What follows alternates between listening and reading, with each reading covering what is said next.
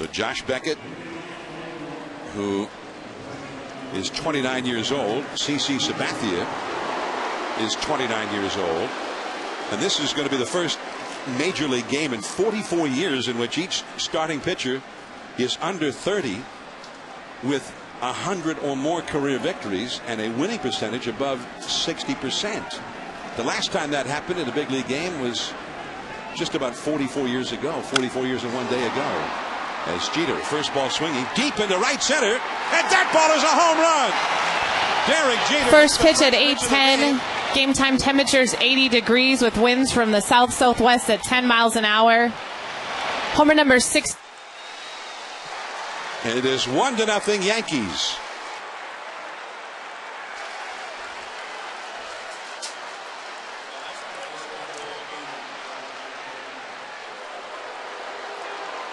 One to nothing. The Yankees are ahead. Derek Jeter, and that's no cheapie. A home run to right center into the home bullpen for a right-handed hitter.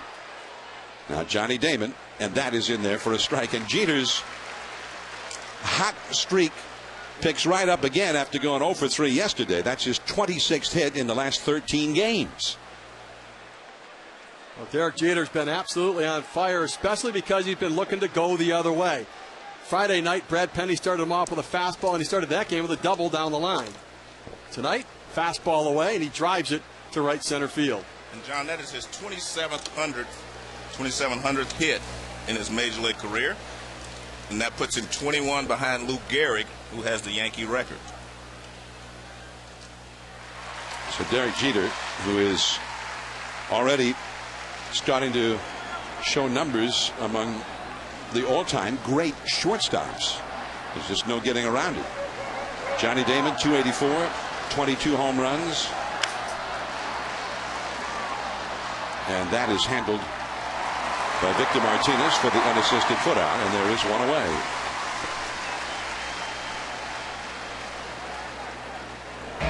First baseman number 20.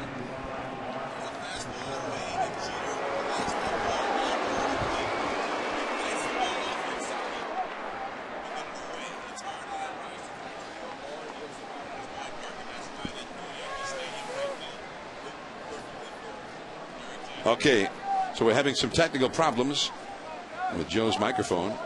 Although Steve and I heard the comments, Joe, and I was fascinated. Really, some of your best analysis of the year, Joe. It was outstanding. Mark Teixeira looks at a called strike. Teixeira, 31 homers, 92 runs batted in. 1-0, the Yankees ahead. And that is a called strike, too. There is something about Derek Jeter, though. Big series, big games, the Friday night coming in here. And the Yankees want to make a statement. They're a different team than the team that played at Fenway Park earlier this year. And Jeter started off with a double there. And it started this one off with the home run. Derek Jeter, 16 home runs for the season. And Jeter, he's been around a long time, and he's having one of his best years. At an age where a lot of shortstops, they're talking about maybe moving him to a different position. They start to slow down a little bit, and he's been better. The curveball hangs up and away. 1-2 strikes to Mark Teixeira. It's interesting to me how many times people throw the fastball away to Derek Jeter. I mean, he's a guy that looks to go the other way almost every time at the plate. The ball in the outer third of the plate, he lets it get deep in and drives it. You got to pound him in, I think. And that's off of Teixeira.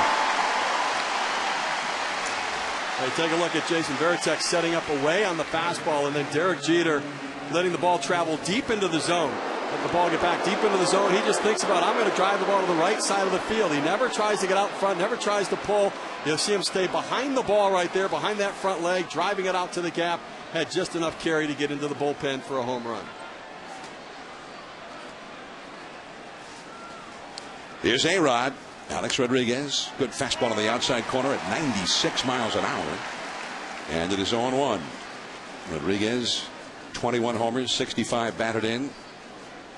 A year that he started a month late after having some hip surgery and has never been at 100% efficiency. That's deep third base, and a nice play by Youkilis, the long throw to get A-Rod. But Derek Jeter has hit the first pitch of the night for a home run. The Yankees are ahead as CC Sabathia takes the hill.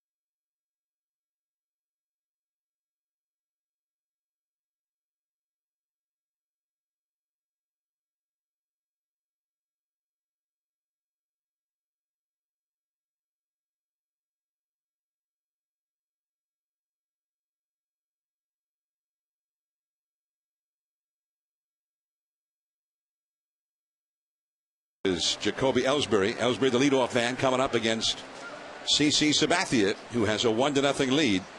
Let's take a look now at the Red Sox batting order presented by Taco Bell. Ellsbury, center field, one steal away from setting an all-time Red Sox record for steals. Dustin Pedroia, MVP in the American League last year, hitting 300. Victor Martinez at first base, and he started to heat it up a bit. Kevin Youkilis, huge game here yesterday. 2 homers, 6 RBIs. Jason Bay in left field, 87 runs batted in. Mike Lowell, the designated hitter, hitting 301. Rocco Baldelli in right field, the former Ray. Jason Veritek, the catcher, and Alex Gonzalez is the shortstop, batting 9th, all up against CC Sabathia. 14-game winner, 14-7. And the only left-handed batter that he'll be facing is Ellsbury. All the other Red Sox hitters will bat right-handed against Sabathia. As you see his numbers. Well, you see his numbers right there. The 14 wins, 3.58 ERA, the 233 opponent's batting average, but only one lefty. Lefty's hitting 211 against Sabathia this year. And the one thing you say about CC Sabathia, we hear about Mr. October, Mr. November. Well, he's Mr. August right now, wanting to be Mr. October and Mr. November. Great success in this month as the season goes along. He gets in that rhythm. 32-9, what, 19-2 in the month of August since 2005. A ball and a strike to Ellsbury, and now 2-1. Pedroia and Victor Martinez will follow. Jacoby Ellsbury, the most prolific base stealer in Red Sox history, the record holder for steals in a season for the Red Sox in their long history was Tommy Harper, and he has already tied Harper. And Sabathia is too low. And the count is 3 balls and 1 strike. Derek Jeter leading off a game for the 21st time in his career with a home run, which when you consider he'd never been a full-time leadoff man until this year. That's an awful lot of leadoff home runs. And that was his 2,700th career hit. And now it's a full count, 3-2. Well, you see right there, Jacoby Ellsbury is overmatched on that high fastball with Sabathia.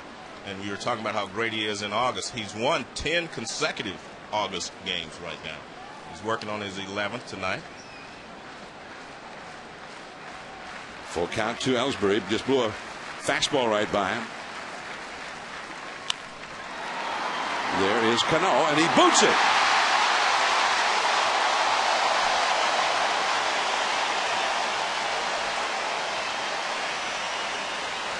Well, he threw him a fastball away the pitch before, and this was a fastball in on the hands.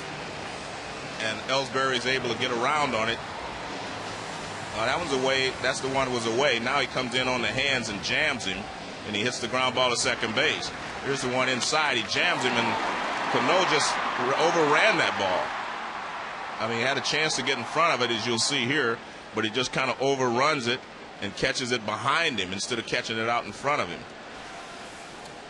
An error for Cano. And he's made so much. Dustin Pedroia, and that's a called strike. And he has really improved as a second baseman. I've watched him a lot this year, and he's really made the transition from being just a second baseman to a very good defensive second baseman.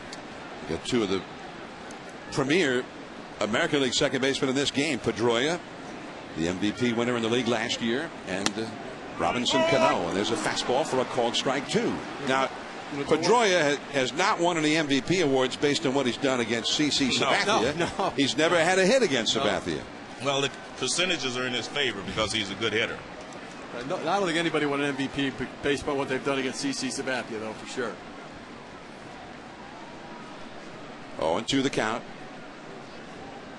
And a foul. Now, what about Sabathia's move? You got a guy who steals a lot of bases, 54 steals, only 8 times caught, and his next steal will be an all-time Red Sox record. Well, what he's doing now, John, he's changed his delivery. That was not a slide step, but it was a quicker step. He's got a slide step, and I think he's trying to keep Ellsbury from realizing whether he's going to go to the high leg kick or just a slide step. So you can't steal on that right there because he's just taking it and throwing it to the plate. And if you can't get a good jump, you can't get a read. Now watch how quickly he goes to the plate. This is slow motion, but he just steps and throws. He's not giving you the high leg kick there. Now, Jose Molina has a very strong arm. Right. And like his catching brothers, Benji Molina of the Giants, Yadier Molina of the Cardinals, he can be a weapon behind the plate. Now he's got Ellsbury picked off, and Teixeira throws him out. Jeter with the tag. And he didn't go to the slide step there. That's what I said. He was changing his delivery motion to the plate. And that's great work there by CC Sabathia. And watch, this time he'll raise his leg up and go toward first base instead of just slide stepping to the plate. See, there it is. And that's caught Jacoby Ellsbury off guard because he thought he was going to slide step, and he was trying to read that and get a jump on the slide step. But just great variation there by CC Sabathia. And handled beautifully by the Gold Glover Teixeira. And the ball is fouled away as Pedroia hangs tough. Now, Joe, let me ask you this. If you're Ellsbury on first base and Sabathia's move to the plate was kind of the quick step to the plate, not necessarily a slide step, and then he hangs up and he brings his big leg kick, aren't you thinking to yourself, this looks different, feels different, I've got a hold? Well, you should, but I think he was gearing himself for the quick, the slide step, and going to take off anyway. And when you do that, you're going on first move. He's already committed. Yeah, the first movement he was going on. First move that he made, he was going to take off. Pedroia fouling off that breaking ball, and he continues to battle Sabathia here, falling behind 0-2, and he's fouled off several pitches. Well, I'm just surprised that he's 0 for 9 because he puts the ball in play most of the time. But he is out in front on the off-speed stuff. He's really kind of reaching for everything instead of like we saw with Jeter on the fastball, letting it get deeper into the zone. Strike 3 call to the outside. He had fouled 4 consecutive pitches off, and Sam Holbrook rings him up. Ellsbury, or rather Pedroia, has a word with Holbrook about that call. Well, he's always pitched Pedroia away, and I think he's got a little something going there. He just stays away from it. See, so Pedroia is always geared for that ball inside so he can drive it, and Sabathia stays away from him constantly. And then he struck him out several times with that pitch right there, called third strike, because Sabathia will get it out there and Pedroia doesn't go after it. So 2 down, and here is Victor Martinez. 1-0. The Yankees lead on Jeter's first pitch home run. And a curveball a little bit high to Martinez. When we talked at the trading deadline, I said I thought this was like maybe the #1 pickup. I know Cliff Lee has been great, but I think an everyday player put into this Boston lineup, he's really made a difference. He's been leading, he's led them in RBI since he's been here, and he is just a perfect guy to put into the third hole. And anytime you can bring a guy in from another team and insert him directly into your third hole, you've made a great deal. And his versatility gives Terry Francona so many different options, whether he wants to catch him, play him at first base. It allows Mike Lowell to get a day off, to DH, give David Ortiz a day off.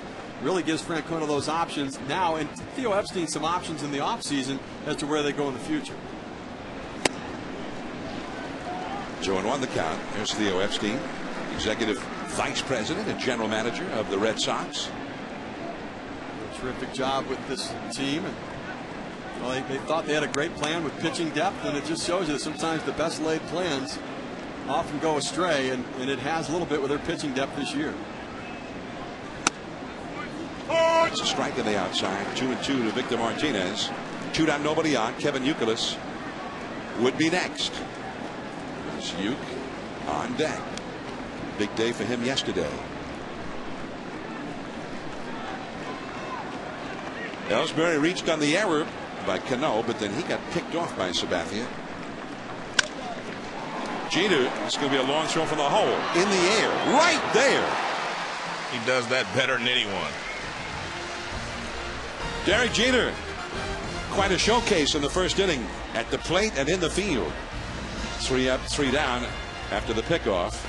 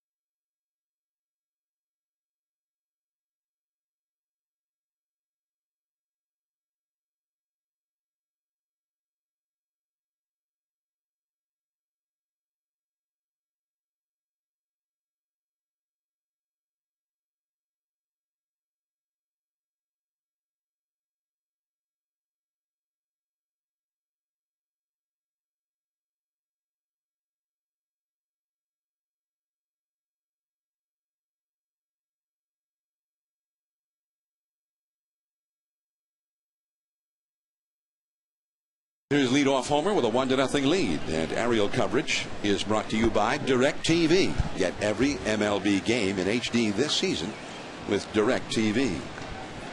I'm John Miller, along with Hall of Famer Joe Morgan and Steve Phillips, and the Yankees, the first place Yankees, coming up with Hideki Matsui against Josh Beckett, and he hammers one high and deep into right center field. That one is on its way and gone. A home run over the Boston bullpen and into the bleachers. A tape measure shot for Matsui, his 22nd home run of the year. Well, in his last start against the Toronto Blue Jays, Josh Beckett gave up 3 home runs. You tack on the 2 today, that's now 5. And I'm a little surprised. Hideki Matsui is a guy who I think has sometimes difficulty to get the high fastball. You see Derek Jeter celebrating with him in the dugout there, and he gets a fastball up in the zone. This is a pitch that more often than not beats Hideki Matsui at 95 miles per hour, but he starts early, gets that foot down, hits against that front leg, an outstanding swing and drive out to deep right center field. That's what you call looking dead red. He was sitting on the fastball, started early, and got to it. And ball 1 to Nick Swisher. Well, the Yankees have been hitting a lot of home runs, but a lot of that has been at Yankee Stadium, where everybody's been hitting a lot of home runs, but they're hitting them here at Fenway this weekend, and Matsui has had a huge weekend as the sinking fastball is too low to Swisher. And Swisher is a guy who has 21 home runs, and almost all of them have been hit on the road. He's only hit 3 home runs at the new Yankee Stadium, 18 of them on the road. And he has reached base safely in 30 straight games, one way or the other, but not right here. Gonzalez, the new Boston shortstop, handles that one.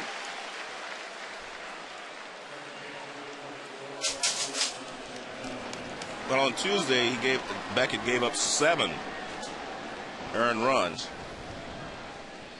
He gave up 1 to Randy Ruiz in the 2nd inning of the Jays, and then Travis Snyder in the 3rd. And then Rod Barajas in the 6th inning. He had only given up 5 home runs in 10 starts before that one, and then 3 home runs in his 5 1/3 innings in that ball game. He got roughed up. And he's given up 2 more home runs in the first 2 innings tonight. A leadoff homer by Jeter in the 1st, and then Matsui has led off the 2nd with a home run as Cano swings and doesn't get it. That one running down and in. A fastball out of movement on a little cutter. 2-0. The Yankees are leading in the 2nd. Well, Josh Beckett, a creature of habit like a lot of major league players. You know, he has a routine that he goes through in preparation for every game. John Farrell, the pitching coach, is typically part of that. So is Jason Varitek, his catcher tonight behind the plate. In left field, there is Jason Bay on the warning track. 2 down. In his start against the Blue Jays, though, John Farrell wasn't with the club. He had gone home to tend to with a family matter, and Varitek was a late scratch with neck spasms. So Josh Beckett went out there, in his mind, naked, without his safety valve of his pitching coach, without his normal catcher behind the plate, and he just seemed out of sync with Victor Martinez catching him behind the plate. And there really has been a story for Beckett throughout his career. He's had great success with Varitek behind the plate in 99 career starts, and has had not had the same kind of success when other catchers have worked with him. The curveball is too low to Melky Cabrera.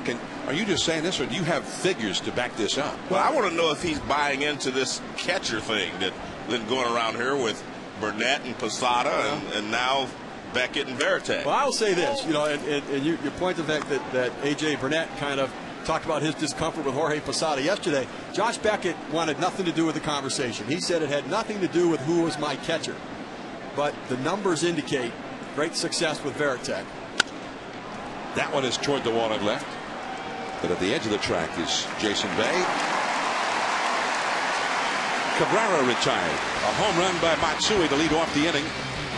And the Yankees have a 2-0 lead as Kevin Youkilis, Jason Bay, and Mike Lowell will come up against Sabathia.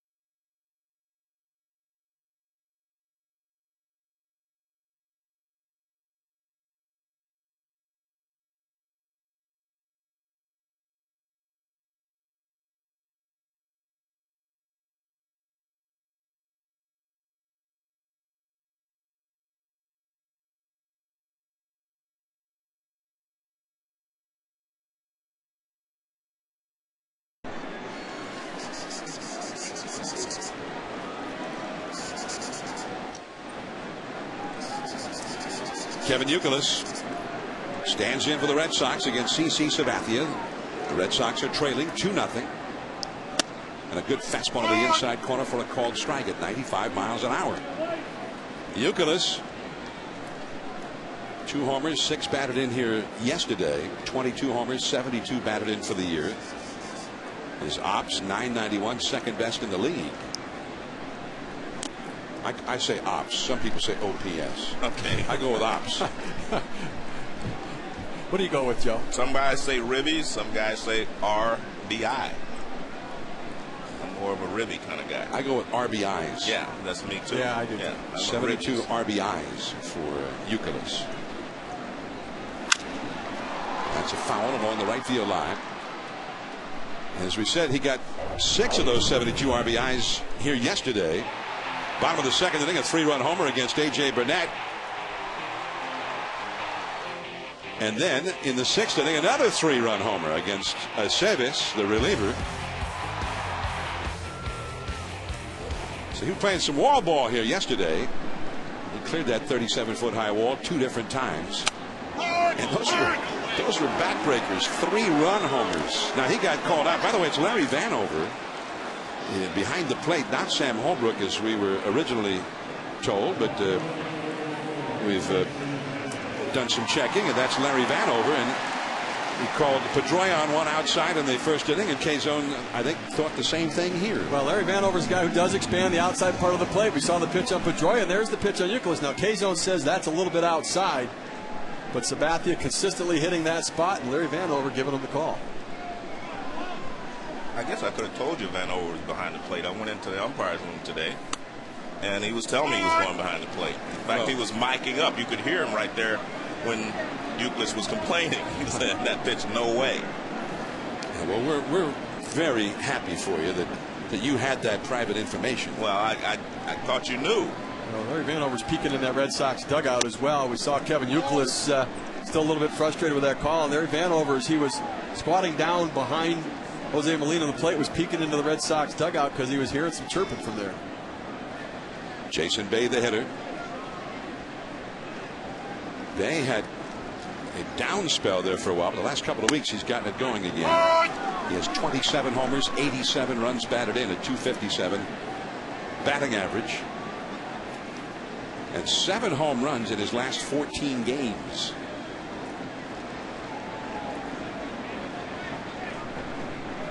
Two nothing, the Yankees lead. They've hit a couple of home runs already. Sabathia, wow, he took something off on that one and struck him out, his 3rd strikeout already. Well, in his last start against the Red Sox August 8th, he was leading 1-0 with 2 outs in the 6th inning. Jacoby Ellsbury got the first base hit, and then he strikes Pedroia out on 3 pitches. And then in the 7th inning, he strikes David Ortiz out, and he gets Mike Lowell to hit into an inning-ending double play. Nice toss there by Jeter and to get him at first base. So here is Mike Lowell toward the wall. Damon back. It's off the wall, right off the top of the out-of-town scoreboard. Melky Cabrera not in time, a double. And they played that perfectly, though. You can't make a play any better defensively than what was made there. What happened was they let Johnny Damon go for the ball, so he wasn't worried about the carom. And Melky Cabrera came over from center field to back him up and made it a close play at second base. Let's take a look. He's been staying away. This ball's on the inside part of the plate, and Lowell hits it off the wall, but a good job by Damon to go back and try and catch it. You see it's too high, but look at Cabrera. He's over there quickly, makes the catch, throws to second base, and makes it a close play as Lowell slides in safely with a double. Nice play there by the Yankees. And a great shot. He clearly was safe. First base umpire Dana Sogna had gone over on the rotation to make the call. Melky Cabrera played that one well. Usually it's the Red Sox who play that wall superbly, but the Yankees look like those guys play here a few times. There's a base hit by Baldelli, and that will get Lowell home. So Lowell getting himself into second base, and that's why he was able to score the first Boston run of the night on this single by Baldelli. Well, when Sabathia stays away, he's okay. When he gets the ball in the middle of the plate and down, these guys can handle it. Well, Baldelli jumped all over him early in this at bat, trying to be aggressive, knowing Sabathia wants to work ahead. Gets that first pitch over the heart of the plate, finds a base hit through the hole. Derek Jeter just can't range to it. And really, that's about the only spot that a single is going to score Mike Lowell from second base. He doesn't run well anymore, but it was hitting enough of a spot where Melky Cabrera had to run and track it and didn't have a play at the plate. Lowell has had hip problems, hip surgery, somewhat similar to the problems that Alex Rodriguez has had. Here's Veritek with a foul, bounced back behind the plate, and the count is 0-1. But with 2 down, and you pointed this out many times, Joe, guys will try for second base in spots where maybe with nobody out or 1 out, maybe they wouldn't take it. They would think it's too risky, but Lowell did it, and that's the reason. Well, that's that risk-reward type of situation, and the reward is you get yourself in the scoring position, and the risk is that the inning is over. And that curveball in there for a called strike. Now, it is not unusual to see the Red Sox score with 2 down. Those are those precious 2-out RBIs. The Red Sox have scored a higher percentage of their runs with 2 down than any other team in the American League. 41.6% of their runs. 13 of their 14 runs yesterday were scored with 2 down in an inning. Joe, what does that mean to you? I mean, you got a team that gets those 2-out RBIs. What does it mean? It means that they're a veteran kind of team. They're a veteran team that knows how to hit in those situations, and they never give up the inning. See, I think that the real key is that a pitcher has to close out the inning. They won't let him close it out quietly. They don't go up there and just swing at the first pitch. Even with runners in scoring position, they're going to make him work, and that's a veteran team. That's a fair ball. Baldelli was running. He's to third. He's going to be waved home. Here comes Swisher. The throw relayed by Cano. Not in time. Backed up by Sabathia. Veritek over to second, and this game is tied. The Red Sox doing it again with 2 down in an inning. Well, that's good hitting there by Veritek. He saw that Vanover is giving the pitch away. You know, Sabathia has had 2 called strike 3s on pitches away. And he just reaches out and pokes this ball inside the line. Now watch, he just reaches out there and pokes it inside the line for a base hit. Swisher comes up, fires to Cano, but they didn't have a chance to get Baldelli as he scores easily from first base. But good hitting there by Jason Veritek. Well, it's interesting. Most teams tend to pound Jason Veritek inside nowadays. He just does not catch up to the good fastball. I think you do him a favor with something out over the plate a little bit, because he doesn't have that ability to catch up with the hard stuff up and over the plate.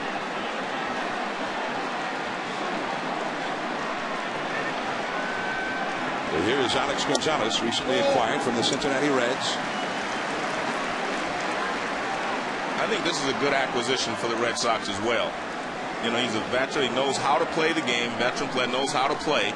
He may not have the greatest range, but he knows how to play shortstop. Plus, he can provide some pop every once in a while. He helped beat the Yankees in that World Series in 2003 when he was with the Florida Marlins. And in fact, he ended a game. He had a game-ending home run in an extra inning game down in Florida in that World Series.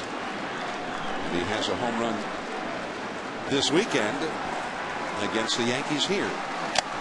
High and tight, and he chased it. That's the first time that he's actually come inside and set up inside. Molina has been setting up on the outside part of the plate against all these right-handed hitters. But in this particular pitch, watch where Molina goes. He goes inside. He wants to pitch inside. He gets it inside. He gets the swing through. Because I think unconsciously they had started to look away on Sabathia because he was staying out there so much. And even if you're CC Sabathia, if you're going to open up the outside part of the plate, you've got an umpire expanding the zone. To get there, you've got to back the player up inside and speed him up on that inside pitch in order to be effective away. Veritek in second. They gave him credit for a double and a run batted in. Now it's 2-2 to Gonzalez. Gonzalez hit a home run here yesterday. 2 balls, 2 strikes. Gonzalez for the Reds was hitting only .210 and missed a good portion of time with an injury. He's had 4 home runs all told this year. Center field, Cabrera. He's got it. With 2 down and nobody on, that's when it began. A double by Lowell, an RBI single by Baldelli, an RBI double for Varitek. Molina, then Jeter coming up.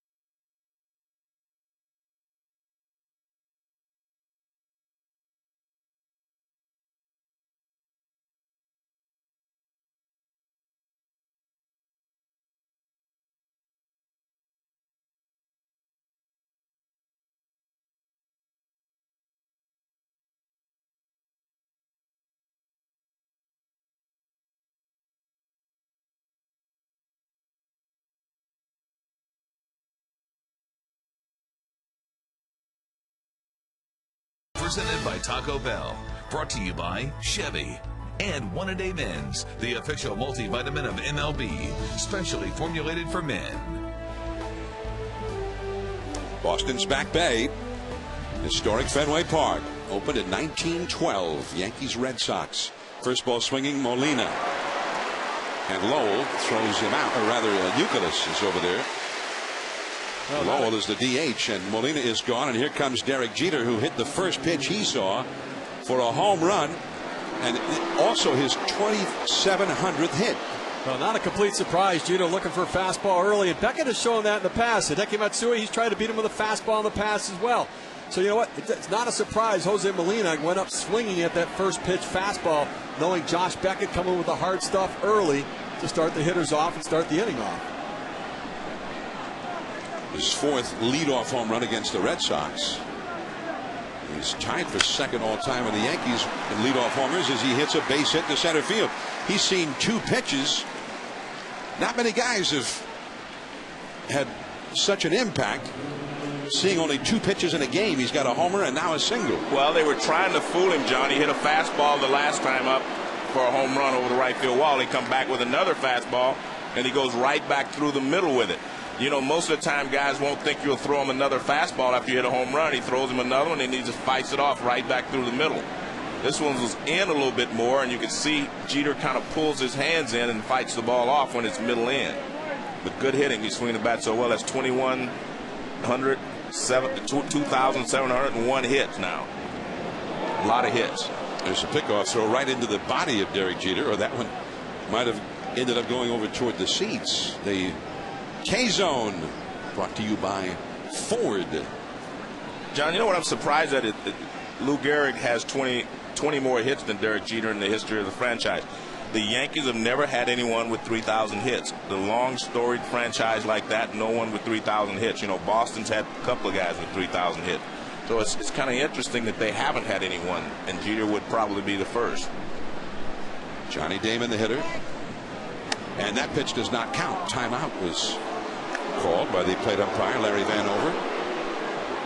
So 2,701 hits now for Jeter, and he is fourth behind Mantle, Gehrig, and Berra in games played in Yankees history.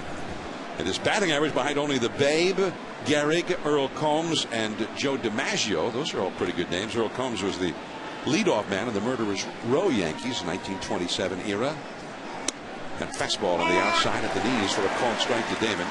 And only the Iron Horse, the fabled Lou Gehrig, has had more hits in a Yankee uniform than has Derek Jeter. And we've been watching all these many years, we've been watching one of the all-time Yankee greats, Derek Jeter. 4 World Series rings for Jeter, but not many lately. The Yankees have not won a World Series since 2000. By that time, I think Jeter and Yankee fans everywhere thought maybe that they just win one just about every year. Well, they start off the season, and it's a failure if you don't win the World Series, and that's really, I think, unrealistic expectations for a team. Regardless of the amount of payroll that you have, it's not that easy. And to think that every year you're supposed to do it, I understand making the playoffs, but to win a World Series, I don't understand it. I mean, they're looking for number 27 now. Mission 27 was what Joe Girardi said when he came in, trying to get that 27th World Series championship. I can understand that that's your goal. Yeah, but to say expectation. You make the postseason and then it was a failure because you didn't win the World Series. I agree with you. I remember the discussion with Jeter about that, though. He actually said that. He said, you know, in New York, if you don't win the World Series, the season is a failure. And I said, are you sure about that? You better wait a while. Because remember, he was winning every year. And once you realize how difficult it is to win, then I think you have an appreciation for what you've accomplished before. Well, I would agree with him and say, okay, you failed to reach your goal. Yeah, but maybe the season itself was not a failure. Yeah. Damon just trying to stay alive there, and he got a piece of it. Well, John, we were talking, you and I were talking before the game about Jeter. And in 2006, Jeter hit .343, 14 home runs, 97 RBIs. I thought he was the MVP that year.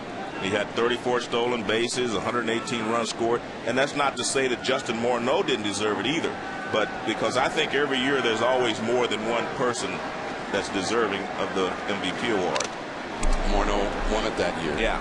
Jeter did not, but Jeter playing a difficult key position at shortstop, middle infield position. And that's why I guess I was happy for people last year when Pedroia won, because he's a middle infielder and it's difficult to play that position. But Pedroia hit .326, 17 home runs, and 83 RBIs. I mean, if you look at the 2 seasons, Jeter's was much more dominant than, say, Pedroia's was at that time. So Jeter did not win the MVP that year. Maybe a Yankee backlash. Yeah, that one is in there. Base hit. Jeter around second. He's going to stop. Bay throws in behind him. Jeter back in safely. Johnny Damon, quite a battle there with Josh Beckett, and he prevails.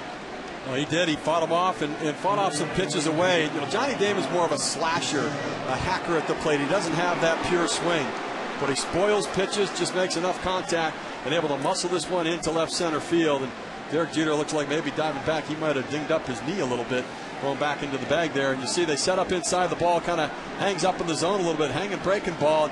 Beckett not happy with himself in that location, but because it was up, it allowed Damon the ability to give it some lift and get it over the infield. Now Mark Teixeira, the Yankees home run and RBI leader, 31 homers, 92 batted in. He's 0 for 1 tonight. He struck out in the first inning. 2 men on in a 2-2 tie. And that little cut fastball is high and tight. 1 ball and no strikes. Well, we talked last game when we did the Yankees in Boston about how Teixeira stays on his back side. I think you'll find with Beckett, he'll try to throw the fastball up, and then he'll throw the curveballs, of course, down and try to break him out of the strike zone and get him to chase. But he will try to throw that fastball in and up on Teixeira if he can. There's a target. In again. Gets it right in under the hands. Little cutting action on it at 94 miles per hour. A ball and a strike. You know, it's interesting looking at the sequence of pitches as to how Beckett went through this Yankee lineup in the past. He really has gone a lot of fastballs to guys like Damon and to Jeter and Matsui and Cabrera. But when it's Teixeira and Alex Rodriguez, the fastball sets up the breaking ball. He gets him looking for that high fastball and then tries to break the curveball off that same plane. Alex Rodriguez on deck. There's that curve, and it's a base hit to right field down the line. Jeter will come around third and score the go-ahead run. Damon to third as the ball is relayed in, and they give away second base to Mark Teixeira. Good heads-up base running. The ball was relayed to Pedroia by Baldelli, and Teixeira went ahead and took second base. We've talked to Mark Teixeira a number of times about at-bats, and he remembers how he's been pitched to in the past, which a lot of the veteran hitters will do. That's how you make adjustments. And, Joe, we talked about the fastballs coming inside. You see Veritek set up and in. They come back in with that fastball again. Then here comes the hanging breaking ball. That's not the typical Josh Beckett curveball, the one that has that hard 12-6 bite. That one's rolling a little bit more than what we've seen in the past. You see the relay throw coming in. Mark Teixeira was going back to first base, but as the throw went offline from Baldelli, he ended up advancing to second base. Yeah, Baldelli missed his relay man. Pedroia ended up being handled by Victor Martinez. So that took away the double play scenario. And if Teixeira had been held at first base, they could end the inning with a double play ball right here. But instead, runners at second and third, and now Alex Rodriguez trying to add to the total. Yankees back ahead 3-2, and Josh Beckett, much the way it was for him in Toronto earlier this week, he really did not have that good curveball, a good sharp biting curveball that puts people away. Well, remember this, John, arm speed is what creates the spin on the curveball. I'm not sure his arm speed is up to his normal arm speed. I know it looks like he's throwing hard on the radar gun, but I don't see the same movement on that high fastball that I see a lot of times when I watch Beckett pitch. Very few people could catch up with it, and it was evident when Matsui was able to catch up with it. And the fastball is off the inside to Alex Rodriguez. 2 balls, 1 strike. A little more movement on that one. 3 straight hits here with 1 out. Jeter, then Damon. Damon's was a great battle. He fouled off some 2-strike pitches, and then he got the hanging curve and blooped it into left. Now Teixeira got another curveball that didn't have that real bite to it, and he has knocked home a run with a single. And a foul ball down off the foot of Alex Rodriguez. Teixeira got a single and took second base on the throw. One of the things to keep an eye on, Jason Veritek with his signals to Josh Beckett on the mound. He does a lot of touching and tapping. I asked him about that. He said it's different for every pitcher. Some guys like this, and because they play the Yankees so much, they have to change up the signals and the signs. But what he also does is he shifts very late to the corners. He'll sit up in the middle of the plate, which a lot of times makes a runner think he's going to throw the hitter a curveball, and then he shifts late and gets the fastball to the corner. And A-Rod asks for timeout. One of the difficulties you have when you do all that tapping and touching is when you don't agree on the sign, you've got to start that whole system all over again. I'm going to show you something Tom Seaver taught me about pitching, and Veritek would be a perfect example to use. Well, he went to the inside and then shifted to the outside at the last moment, and that one is just off the outside. 3-2. What Seaver didn't like for catchers to set up very quickly like that as well. He always felt like what he did, he pitched to the shin guard. He pitched to the kneecap. If I wanted to low and away, I'm going to pitch to his right shin guard. If I'm going to pitch it inside, I'm going to go to this shin guard. If I'm going to go away, I'm going to go to that shin guard. So it doesn't really matter where the sign is or where you set up, because that's where he wants the ball to end up. And again, starting inside, now moves to the outside. To the shortstop, and that'll get a run home. Scoring is Damon from third base on the ground out. Teixeira stays at second, but Alex Rodriguez picks up his 66th RBI. It's a 2-run inning now, 4-2 Yankees. And we talk a lot about Yankees Boston, but in my mind tonight's game is really Josh Beckett against CC Sabathia. Those two guys have to match up. It's like Koufax and Marichal, Koufax and Gibson. We talked about the team, but when those two guys went out there, they looked eye to eye and said, I'm going to beat you tonight. And that's what I like about both of these guys. I think they're trying to beat the other pitcher, not necessarily just beat the other team. Here's Matsui, hit the first pitch he saw for a home run in the second inning. And a high fastball, but he lays off this one. And on appeal, no swings as the third base umpire Sam Holbrook. Joe, I agree with you, the pitching matchup, but it seems to me that Derek Jeter always seems to interject himself in these kinds of games where it's supposed to be that great pitching matchup, that pitcher's duel. He always does something, whether it's that great defensive play, whether it's that getting a base hit, stealing a base, or hitting that leadoff home run. And that's a called strike. 1 ball and 1 strike now to Matsui.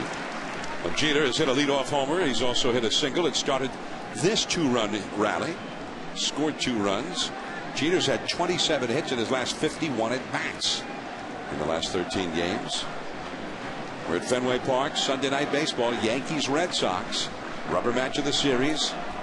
And the top 2 winning pitchers in the American League going head to head as that curve is off the outside. 2 balls and a strike. Joe was mentioning the Koufax-Marichal matchup 44 years ago. That is the last time that there was a game with each starting pitcher under the age of 30, more than 100 victories, and a winning percentage better than 60%. Koufax and Marichal, 2 Hall of Famers, matched up at Candlestick Park 44 years ago yesterday. There is a sliding catch by Baldelli. That one had some sinking action to it, gave him some trouble. But 2 runs. The Yankees have put 4 on the board against Beckett in these first 3. Top of the order coming up.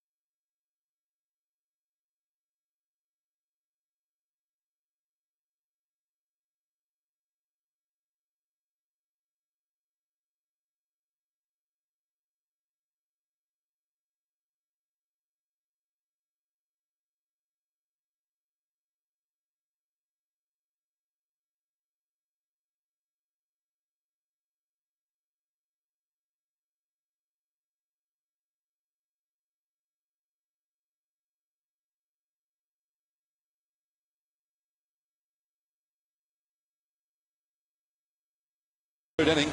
Derek Jeter back at shortstop, but as you noticed, Steve, Jeter was in some pain after a play at second base. Play around second base, puts on the brakes on the base hit from Johnny Damon, dives back in there and gets in safely, but looks like he was limping a little bit after that. Now, he did foul ball off his foot in the Wednesday afternoon game. This looks like more, it might be groin or something, where he's trying to favor it a little bit, but he's not coming out. Well, when he scored on the base hit, he was running pretty well, but talking with Gene Monahan there, the veteran Yankee trainer, after he got back to the dugout. Here is Jacoby Ellsbury. He almost got hit by that CC Sabathia fastball. Ellsbury safe in an error his first time. He's tied with Tommy Harper for the most stolen bases in a season ever by a Red Sox, and he got picked off by CC Sabathia in the first inning after reaching 54 steals, 9 caught stealing. Ellsbury came into the game hitting .297, 6 homers, 43 batted in, but he's added something that is not a usual part of the Red Sox offensive repertoire. And that fastball is too low.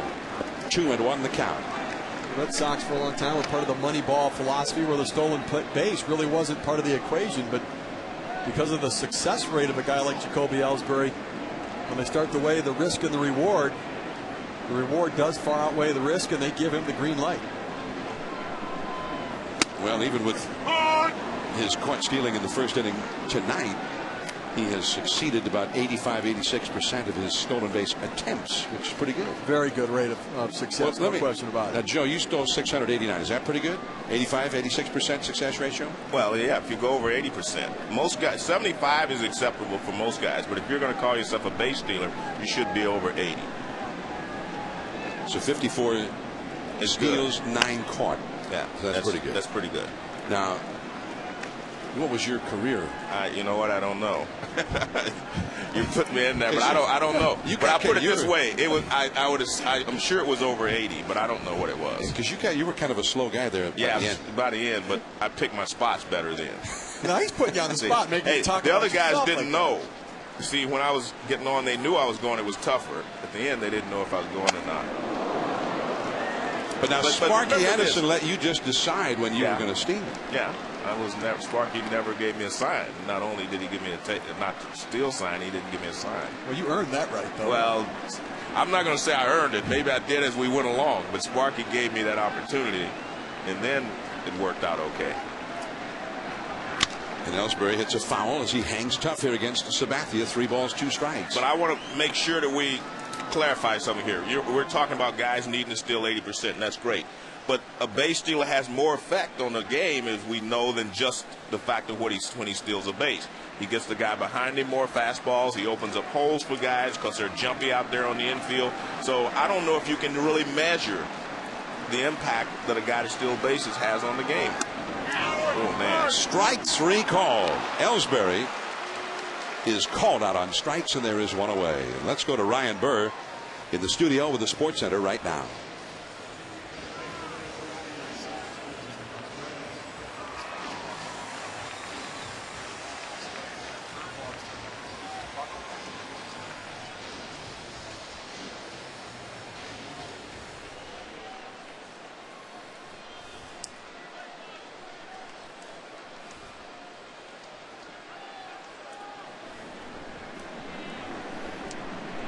And I knew the guy very well. Who was the other guy? Yeah. We were doing the game, weren't we? No. An unassisted triple play to end the game. Oh. The other guy was Johnny Noon. Back in the 1920s. Okay. Who later in his career, for a brief time, was a big league manager. Johnny Noon, and he ended the game, and he was a first baseman. And there was sort of a legend that grew up about his story. The runner, there were 2 men on, they took off, and he was ranging to his right and caught this line drive, tagged the runner going to second, and they just went over and ran to second and got the 3rd out because the runner from second couldn't get back to the bag in time. But the shortstop was covering the bag, calling to him to throw the ball. And his story was that Johnny Noon ran right past him and said, "I'm carrying this ball right into the Hall of Fame, my friend." Now, Johnny Noon said that never happened, but for many years he lived in Baltimore, and he was a scout. He was a paid scout for the Milwaukee Brewers into his 90s. He still went to the ballpark all the time, but every year, the anniversary of that unassisted triple play, he'd bring a little card and hand it out to you that had the little game story and the box score and whatnot. That was his claim to fame. He played in the era of Babe Ruth, Ty Cobb. Look out.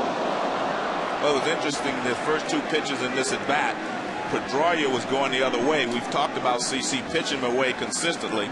Every pitch was away, so now he comes inside. Pedroia was going the other way, hitting balls down the right field line. So what does he do? He just straightens him up. And nothing malicious there, just letting him know that he doesn't want him leaning out there on the fastball, but they're going back inside again. The breaking ball. I'm still surprised. That was off his leg, so it's a foul ball. Yeah, just stay away from him and force him to go the other way. That's forcing the hitter to give in when he doesn't want to. We talk about forcing a pitcher to do something he doesn't want to do sometimes by sitting on a certain pitch. Pedroia was going the other way, and they decided to try to come inside there. That's just so you talk about hitters. You say, all right, take a soft stride to the ball. But you watch Dustin Pedroia, he jumps at the ball. He's so aggressive. He attacks it when he goes out there, but he gets very jumpy. And it's amazing he's such a great contact hitter because he does have so much movement to get to the ball. Well, he was hurting a little bit after hitting that foul ball down off his leg. And a fastball is off the outside. He was called out on strikes his first time. And Sabathia has 4 strikeouts. 3 have been called third strikes. And a couple of them, Pedroia in the first inning, Youkilis in the second, had big beefs with plate umpire Larry Vanover about his interpretation of the strike zone. And even though he's pitching well, his strikeouts per 9 innings is down this year. He was 9.05 or something for his career, but now he's down to 7 this year, 7 point something, and then he's becoming more of a pitcher, he says.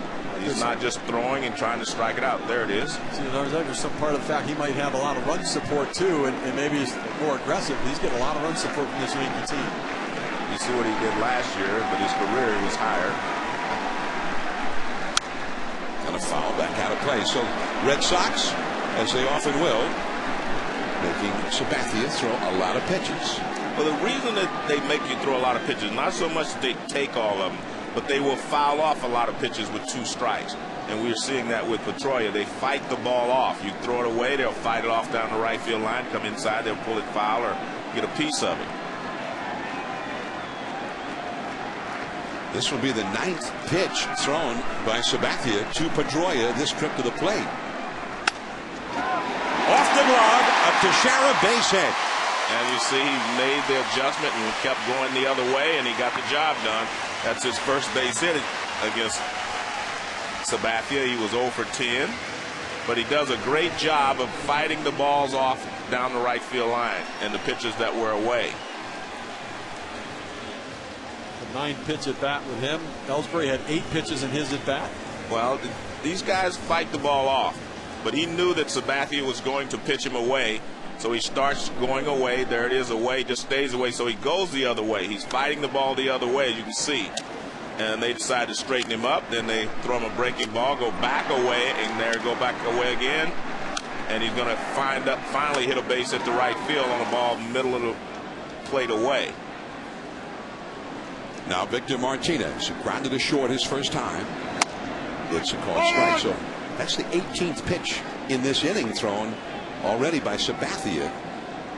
This is a meat grinder of a lineup to face the Boston Red Sox, and the same is true when you're facing the Yankees. 55 pitches on the game. You talk about the 3rd inning of the game. Best way to beat the other team's ace, get them out of the game. A-Rod can't get it. Base hit. Pedroia stops at second. 2 men on, and the cleanup man, Youkilis, is coming up.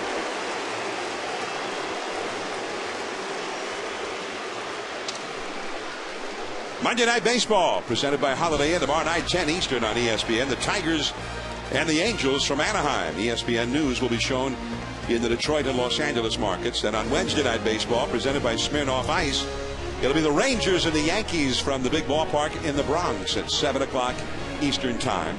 ESPN News will be shown in the Dallas-Fort Worth Metroplex and the New York City megalopolis. You know, I'm going back through this lineup, and maybe Francona thought that Josh Beckett needed Veritek, because the reason Veritek's in this lineup, I think, is to catch Beckett. Because if you look, the guy that's had the most success against him is David Ortiz against Sabathia, and he's not in the lineup. Youkilis called out on strikes his first time. 6 RBIs yesterday. Ooh, that one looked like a pitch to hit, and he found it straight back. Well, you're right. David Ortiz, 304 batting average, 2 home runs in his career against CC Sabathia. But I talked to Francona, and he said those numbers are kind of from the past a little bit. They're not the same. And he said it used to be that left-handers could get pretty good at bats against CC Sabathia. But this year, hitting only .211 against them, which is why he sat J.D. Drew and David Ortiz. So you're right. He definitely wanted Veritek in the game, but he opted for Mike Lowell over David Ortiz in that DH role because of the strength of Sabathia against lefties. But I would say that David Ortiz has been swinging the bat so well lately that I would give him a shot, because he's the guy. I think they really need him. In this homestand, things have gone well. They've hit home runs, you know, in this ballpark. Jason Bay is back hot, so things are okay. But I think you need David Ortiz over the long haul. On the inside corner, beautiful pitch. Strike 2 called to Youkilis with Jason Bay on deck. There's Big Poppy, not in the lineup, just a spectator at the moment.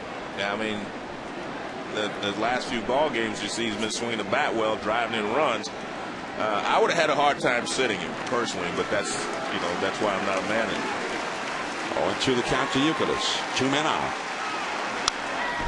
And out over the plate, but fouled away. Still 0-2. Yesterday, Ortiz, Red Sox scored 14 runs, and Ortiz played a little wall ball early on, knocked in a 2-out run, and then he sent one out and over the wall. And both of those against A.J. Burnett. He knocked in the first 2 runs of the game. And then that home run with nobody on base in the 5th inning against that man, A.J. Burnett, who really got lit up yesterday. 9 runs in 5 innings allowed. 0-2 to Youkilis. 2 men on, 1 man out. 4-2. The Yankees are leading. This is a double play ball. Jeter to Cano 1 over to first. 2, a double play. 4-2. The Yankees are leading as we head to the 4th inning. Swisher, then Cano coming up against Beckett.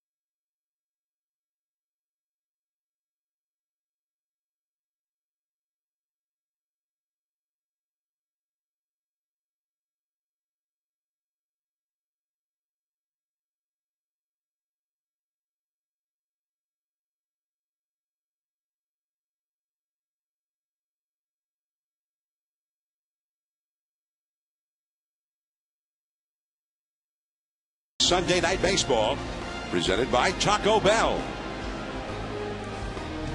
We're at Fenway Park, and the New York Yankees first place in the American League East. The Boston Red Sox in second place, but also the wild card division leaders. And in the rubber match of the series, the Yankees have a 4-2 lead. Josh Beckett for the 2nd game in a row. Shaky. Nick Swisher and a fastball over the outside for a called strike. Swisher lined one to the shortstop his first time. Out on the left field wall, they post the American League Eastern Division standings. Tampa Bay was beaten today by the Texas Rangers. One of a wild card game there, with Tampa Bay 10 games out in the East, back of the Yankees. The Rangers now 1.5 out in the wild card at the moment. And at the moment they are Yankee fans. But that won't last long, because they're going to New York. The Yankees' next game will be Tuesday, the start of a 3-game series at Yankee Stadium against Ron Washington's Rangers, who have been a great surprise, and I think a pleasant surprise. They have a whole new culture down there, a whole new way of playing the game that we haven't seen from the Rangers in a long, long time. But you know what's great, John? When you watch them, no team in Major League Baseball hustles more than the Texas Rangers. I mean, on ground ball, outs, on everything. They play the game the way it's supposed to be played. I mean, they really hustle, and I give a lot of credit to Ron Washington, who came in, and tried to instill that the first year or so, but it took him a little while to get it done. But when you watch them play, you see the players. I mean, they really look like they're enjoying playing, and that's what the game's all about. Well, they got a shutout today from Scott Feldman, who went to my alma mater, by the way. Oh, yeah? Which was not Harvard. let me just point that out. And he was at the College of San Mateo as Pedroia throws out Nick Swisher, and there is one away. But he's a 13-game winner for the Rangers this year. And the Rays had won the first 2 games of that series. Scott Kazmir had a shutout into the 8th inning. The Rays held on to win it 5-3. The Rays won 4-3 in 10 yesterday. Carlos Pena had 2 home runs, including a game-ending home run. And then Feldman, he was the stopper for the Rangers today. 7 shutout innings against that very strong Rays offense. In fact, the Rangers play the game a lot like the Rays. Especially what we saw from the Rays last year: defense, speed, pitching. They also have some power. Definitely. Always the power, but they're not relying solely on all of that power this year. I think the teams that are more successful this year they have power. You need power to play this game the way it's played. But they're not just dependent on the power to win games. They play the game other ways. They can score runs in different ways. But what was fabulous today, watching Feldman pitch today, John, I mean, this guy, he knows what he's doing out there. A lot of movement on the pitches and just everything, in and out, up and down. I mean, he was magnificent. Former submariner that's come up top now to pitch. There's a cutter in under the hands. Cano fouls it. 1 ball and 2 strikes now. When I look at the Texas Rangers, I think they made one of the biggest offseason acquisitions last year. It wasn't a player. It was a pitching coach, Mike Maddox. They kind of bought him out from the Milwaukee Brewers, and he came down there and he has implemented a system with that team. He doesn't look for recognition. He stays behind the scenes. He works with it, but the pitchers have bought into it. Nolan Ryan is certainly there. He bought into Mike Maddox, having had him at the minor league level.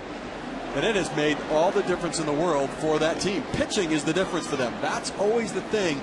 They've always been competitive to the All-Star break, and then they kind of fade away, and it's because of the pitching staff. And a lot of credit goes to Mike Maddox. Well, indeed, that staff, and I don't, outside of maybe the Rangers clubhouse and the front offices, general manager's suite, that sort of thing, Nolan Ryan's office, I don't know if anybody else really expected them to pitch as well as they have. And Scott Feldman has been a revelation. He was a reliever who was a submariner, and then throwing overhand. They said, wow, look at that ball sink. It's even better. And right? he throws hard with great sink, and he has just been sensational. Did I mention my alma mater? Former College of San Mateo Bulldog. Is there a fight song coming along with this? I don't know. There may be now. John Wetland was an outstanding relief pitcher, of course, for many years. From CSM, too. That ball is driven deep into right center. It is a home run for Cano. Man, the ball is jumping out there. That's the second one that has cleared the Boston bullpen into the bleachers. Matsui did the same thing in the 2nd inning, and it is 5-2 Yankees. I don't know if it's jumping, John, or these guys are making a jump. Now watch Robinson Cano. This is what I love about his game.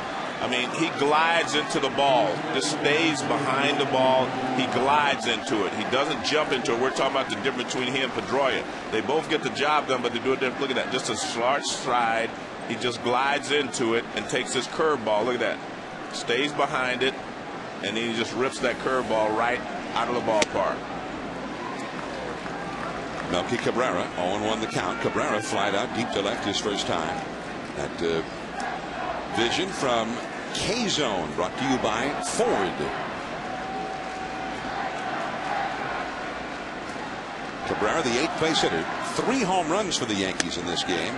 All of them have been hit to right field. They haven't hit one over the big wall in left field yet. They said that's too easy. That's Ted Williams country out there. You hit balls into those bleachers beyond the bullpens.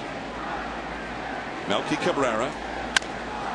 And here is Pedroia.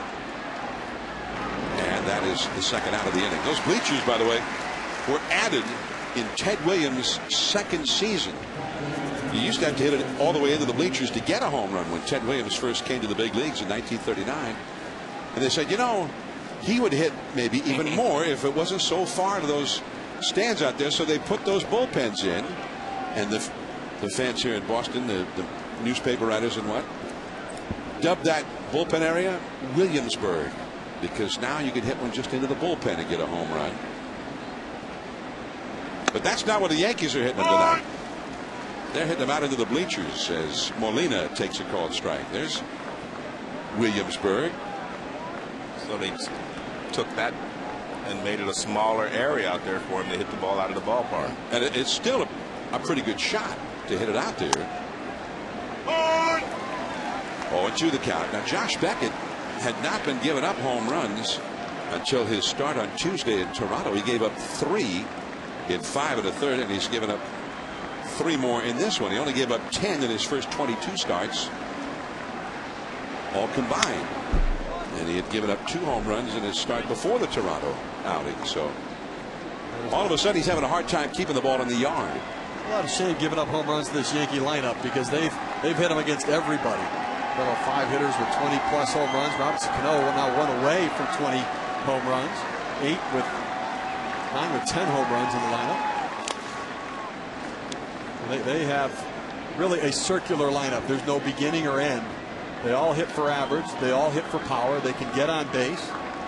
They can drive in runs. And Robinson Cano has had some difficulty with runners in scoring position. He's not had difficulty hitting the ball out of the ballpark. It was his 19th home run. The Yankees have 5 hitters already with 20 or more. 1 ball and 2 strikes.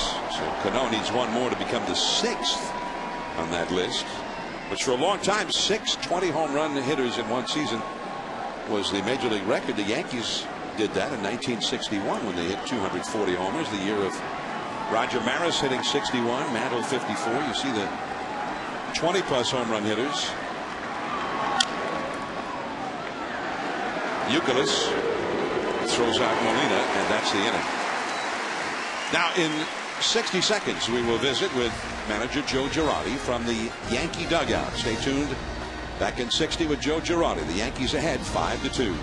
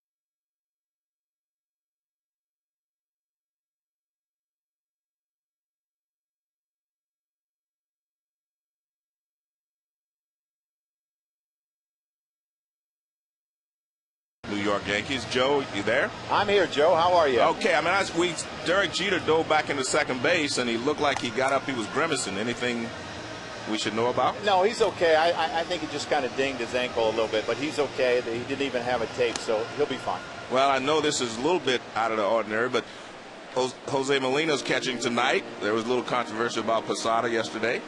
Is that the reason he's catching, or what he do for a day off? No. He caught 2 long games, and Jose caught CC the last time we faced the Red Sox at our ballpark, and did a great job, and has a real good idea what they did the last time, and I thought I'd hook him up. Sounds smart to me. Thanks, Joe. Thanks, Joe. All right. Joe Girardi, Yankee manager, and there's Jorge Posada. There were some comments that were made yesterday after the game by A.J. Burnett, and Burnett said that he really wanted to throw more curveballs than he did throw on Saturday. And Posada afterwards said, well, he really wanted to throw more fastballs. But then Burnett also did go on and say, I've had a great run with Jorge. There's nobody to point the finger at but me for the poor performance yesterday. Well, in his last outing against Beckett in New York, he pitched great with Jorge catching, and he shut him out. The Red Sox out in that 15-inning ball game while he was in there. Posada, as Jason Bay pops one up, Racing out is Cano. No. Jason Bay bloops one in for a single. Yankees lead 5-2. Mike Lowell will come up. When you get a ball up in the zone, at least you have a chance to get it over the infield's head. And that's where pitchers, if you're going to miss, you want to miss down in the zone because you tend not to be able to lift it over the infielder. There's a ball up the zone hanging. You see Bay just kind of reach and extend his arms over it, hits off the end of the bat, and just flares out into right field beyond the reach of Robinson Cano. And a base hit for Jason Bay. I have to say I'm a little surprised. That was the first pitch of the at bat, and to take a swing like that didn't. Normally Jason Bay tries to wait for a ball that he can get the barrel of the bat out in front of, because he's one of those guys that tries to hit the ball out in front. Well, here's Mike Lowell, who has hit one off the left field wall already. And nobody with the Red Sox hits that left field wall or over the left field wall, either way, as often as Mike Lowell. He just has a stroke, seems to be just right for this ballpark. So his double in the second inning started a 2-run rally. Now they're down 5-2 as we play the fourth. And the fastball is in there for a called strike. 1 ball, 1 strike. Sabathia, by the way, threw 60 pitches in the first 3 innings of this game. So he wouldn't mind, and Joe Girardi wouldn't mind, I'm sure, if he had a quick inning. Mike Lowell can also hit into a double play. 19 ground ball double plays this year, and that breaking ball down toward his back foot, he can top that one. Pound it to third for the double play. And he lays off. Did he swing? No, says Dan Asagna, the first base umpire. You can see the Red Sox start to creep on that ball away, and that's why Babe swung at that pitch off the plate. He was looking for a ball away. Sabathia threw it away. He still swung at it. You can see right there Lowell was kind of creeping toward that outside corner for that fastball. Bay back to the bag at first. We're in the 4th inning.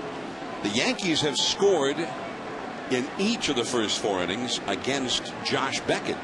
One in the first on a home run by that man, Derek Jeter, the first pitch of the night. They got another in the second on a Matsui homer.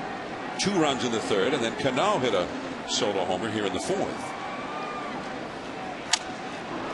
See, now they're starting to chase that ball away because that's where CC has been pitching them, and these are smart hitters. They're starting to look out that way and try to go the other way. Watch this pitch. He's going out that way automatically. See, he's trying to go to right field. We saw Pedroia do it, and he was successful on a 3-2 pitch. We saw Bay do it, and he got a little bloop out there. But they're looking for the ball away now on CC.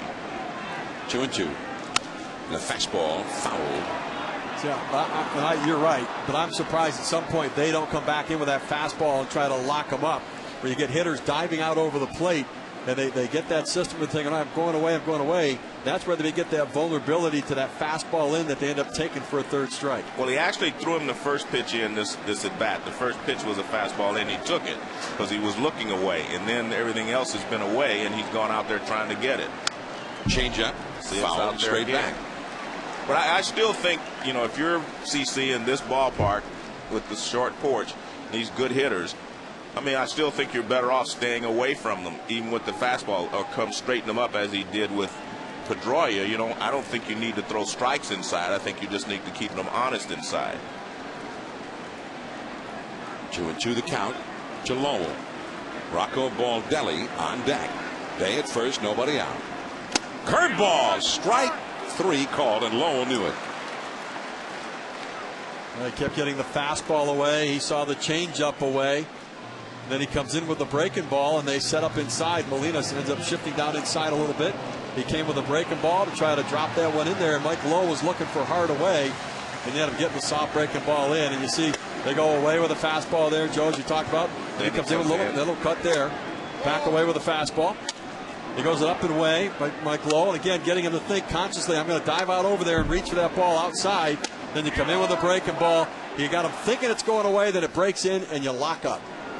Here's Baldelli, and a called strike 1. Baldelli knocked in a run with a single his first time. 5 strikeouts for Sabathia. He has not walked anybody. Rocco Baldelli, longtime Tampa Bay Ray, won a World Series ring with the Rays, or an American League pennant ring anyway. They didn't quite win the World Series, but they did win that American League pennant. And then Baldelli, who is a New Englander, ended up signing with the Red Sox. Came home.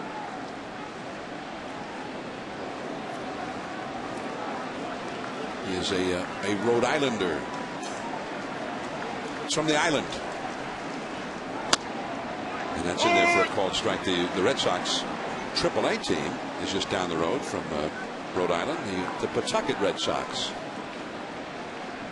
And I can also see why Sabathia's strikeouts have gone down, though, because he's not just powering that fastball through the strike zone. He's trying to stay out there on the edges. And to throw it accurately, he's not throwing it with 100% energy each time.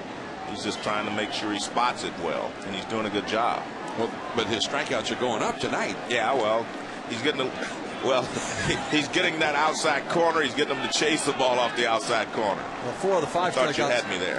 Yeah, that's right. Called third strikes on 4 of the 5 where they chased. They let it go off the plate early. He got confident to throw it off the plate, and then he's come back in to lock him up.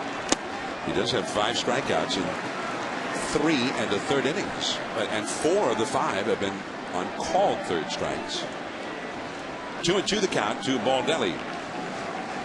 He has thrown 74 pitches in the game. And you'll see his numbers, even though he hadn't walked anybody. 2 runs, 6 hits allowed. Runner at first, 1 out. And a foul that will go out of play. Varitek is on deck. This is late August, and this season, CC is 4-0 in August. Going back the last 6 years, he's 19-2 in the month of August. He's won his last 10 decisions in August in the last 3 years. I'm starting to get convinced that maybe August is a good month for him. Good month for him. Way outside. The throw to first. Diving safely back is Jason Bay. One of the throwing Molinas behind the plate. Jose Molina, Yadier Molina for the St. Louis Cardinals, leads all of the world in pickoffs for a catcher throwing from behind the plate, but that high fastball, and turns his body and automatically just comes down throwing. Mark Teixeira looking for the throw, but Jason Bay reacting quickly, getting back in. 3-2 the count to Baldelli. Toward the wall. Down the line. That ball is a foul ball.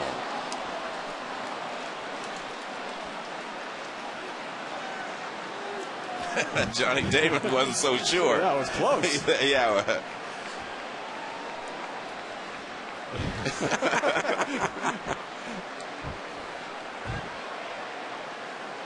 Well, I guess it was foul if the fans caught it.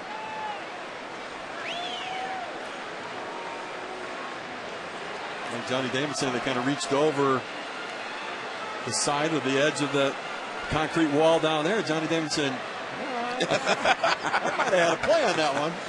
Yeah, that's what he's saying. I might have been able to catch the ball, and they interfered. But there again, he tried to come inside on Baldelli, and he was able to pull that ball. See, I think that's why Molina went back out there to talk to him. Man, we better stay away. That was uncomfortably close to the Carlton Fisk foul pole down the left field line. 3-2 the count. The slider to A-Rod. He ripped it, but right to A-Rod.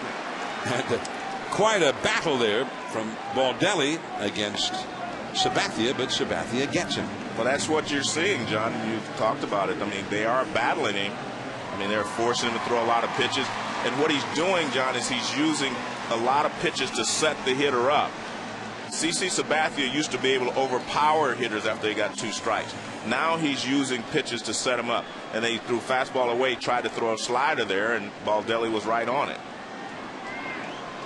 Now Jason Varitek. Varitek doubled home a run his first time. And ball 1 outside. 5-2. The Yankees are ahead here in the last of the 4th. Boston had the 2 runs against Sabathia that briefly tied the game in the 2nd inning. Baldelli and Varitek knocked in the runs with 2 down, but then the Yankees promptly got 2 runs back in the 3rd to regain the lead, and another run in the 4th. Just off the outside. It's 2-0. He's continuously staying away, and even to Jason Varitek, a guy who I think most teams in the scouting report, maybe not here at Fenway Park because of the Green Monster, but they tend to pound him inside with that fastball, but keeping it away from him. And he's doing what we've seen the other Red Sox hitters do, and that's kind of diving out, looking for that ball on the outer third of the plate. Oh, he changed up. He's got a great changeup. Like I say, he's no longer a thrower, an overpowered pitcher. He is a pitcher now. He changes speeds, and he changes speeds in good spots, John. He doesn't just change up in the middle of the plate. His change up to the right-handed hitters down and away like that one. And his fastball, he's tailing it away. 2-1. Runner at first. And 2 balls, 2 strikes, a foul ball out of play. Followed up that changeup with a 96-mile-an-hour fastball. But even there, John, we don't see him throwing the fastball up. We don't see him. Everything that he's throwing now is pretty much down. He's keeping the ball down. That seemed to be exactly where he wants to pitch now, rather than overpower some hitters upstairs. Swings and misses. Verlander, Vasquez, and then Sabathia in all of Major League Baseball. Third for getting those hitters to swing and come up empty. On the other side of it, Josh Beckett gets the most called strikes of any pitcher in the major league. So, is that included tonight with CC? Not mine. That's not the way it's worked tonight. In fact, Beckett, he doesn't have that called strike stuff tonight. And I'm wondering if it's because he really didn't have his curveball. His curveball, almost invariably, he's just been hanging it. And then a lot of times, that's his hammer. He can put you away with that big curveball. Interesting here, Jason Varitek looks like he keeps creeping closer to home plate. They're going to keep throwing me away. Let me get a little closer and see if I can't reach the ball on the outside. And I think that's what a hitter should do.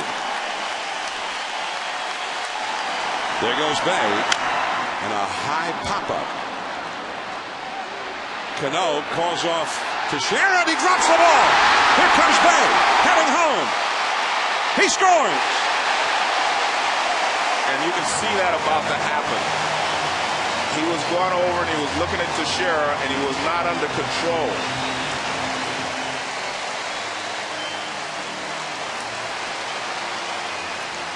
Well, when the ball goes up, Teixeira goes out,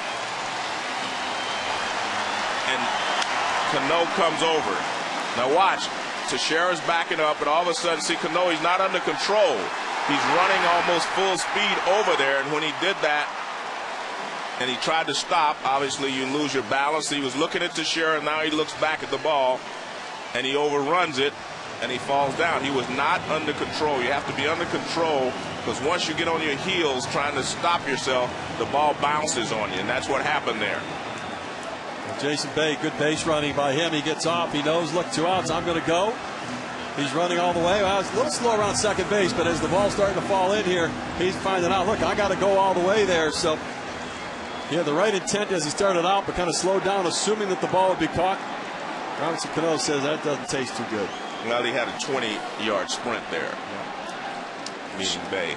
So an error by Cano, and Bay scores all the way from first. And here is Alex Gonzalez, another 2-out run for the Red Sox, but this one was a gift from the Yankees. Second error of the night by Robinson Cano. Alex Gonzalez hit a home run yesterday against one of the other new Yankee aces, A.J. Burnett. If he hits one now, this game will be tied. 5-3 Yankees in the 4th inning. And a pop-up. I bet you Cano will fight anybody to get this one. Well, the crowd was giving him the business, but he was very much under control. Yes, he was. We're going to visit with Terry Francona, the manager of the Red Sox, from the Boston dugout in 60 seconds. Derek Jeter will be coming up for the Yankees. We'll be back in 60.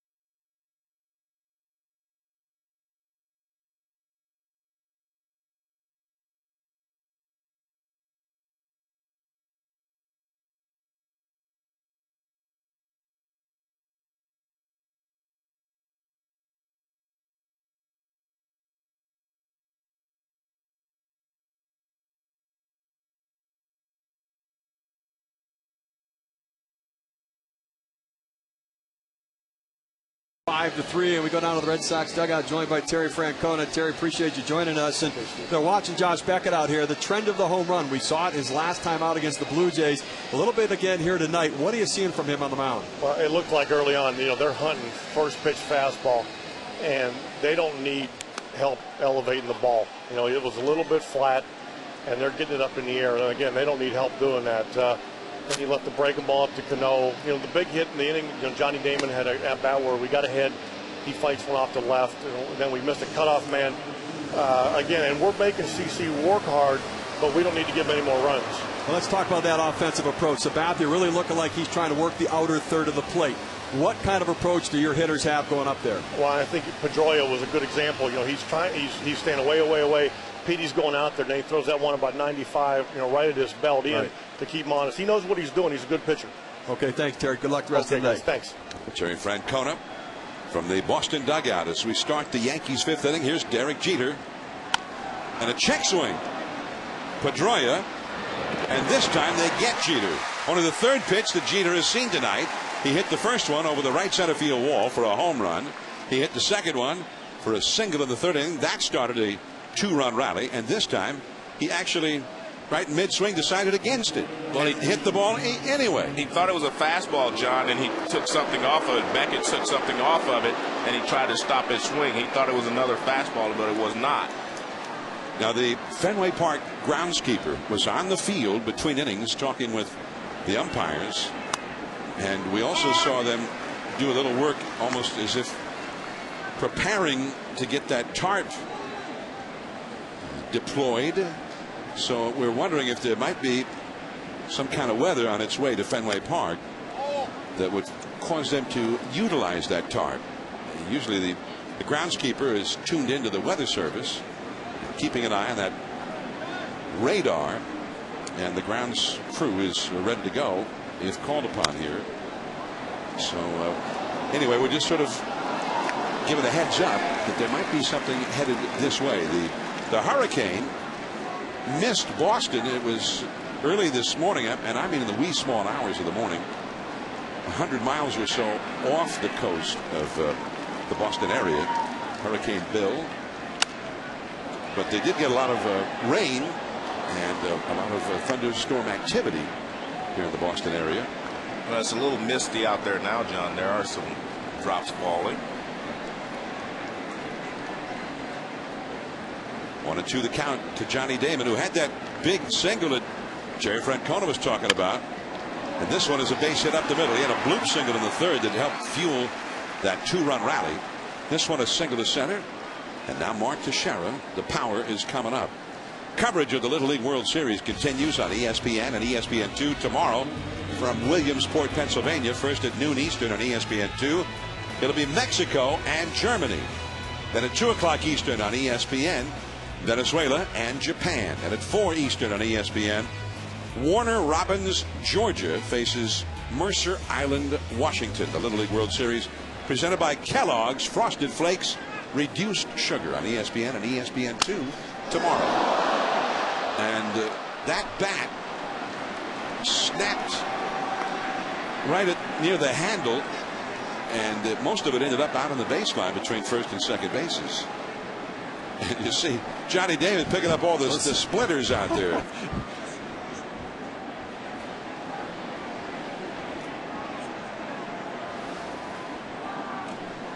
Well, you can see Teixeira was sitting on that breaking ball. He got the breaking ball, but he was a little bit out front, and he broke the bat, hit it toward the end of the barrel.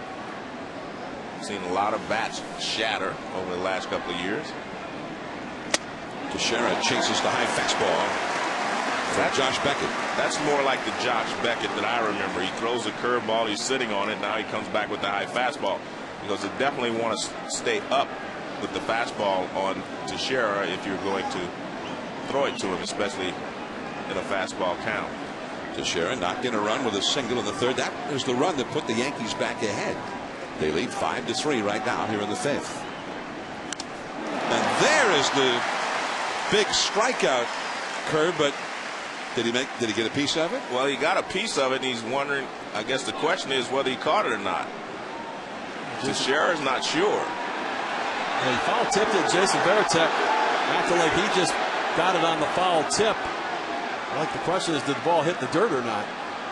Is what they're asking Larry Vanover to take a look at the ball. It's going to be very difficult to see, and he's saying no.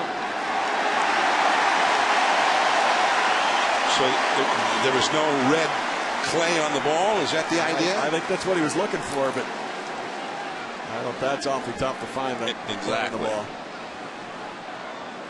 He threw the big loopy curveball. Took a little bit off the curveball. It's been about 77. You see Teixeira kind of get it. You talk about hitting that backside, and he got a tip of it. And I think Jason Veritek did get that one. Well, you think he trapped it? Well, no, I think he caught it. But if the ball touches the ground, it's not a catch. He did catch it in his glove, yeah. but in the motion, it could have touched the ground. It could have. I'm not sure. Here's Alex Rodriguez.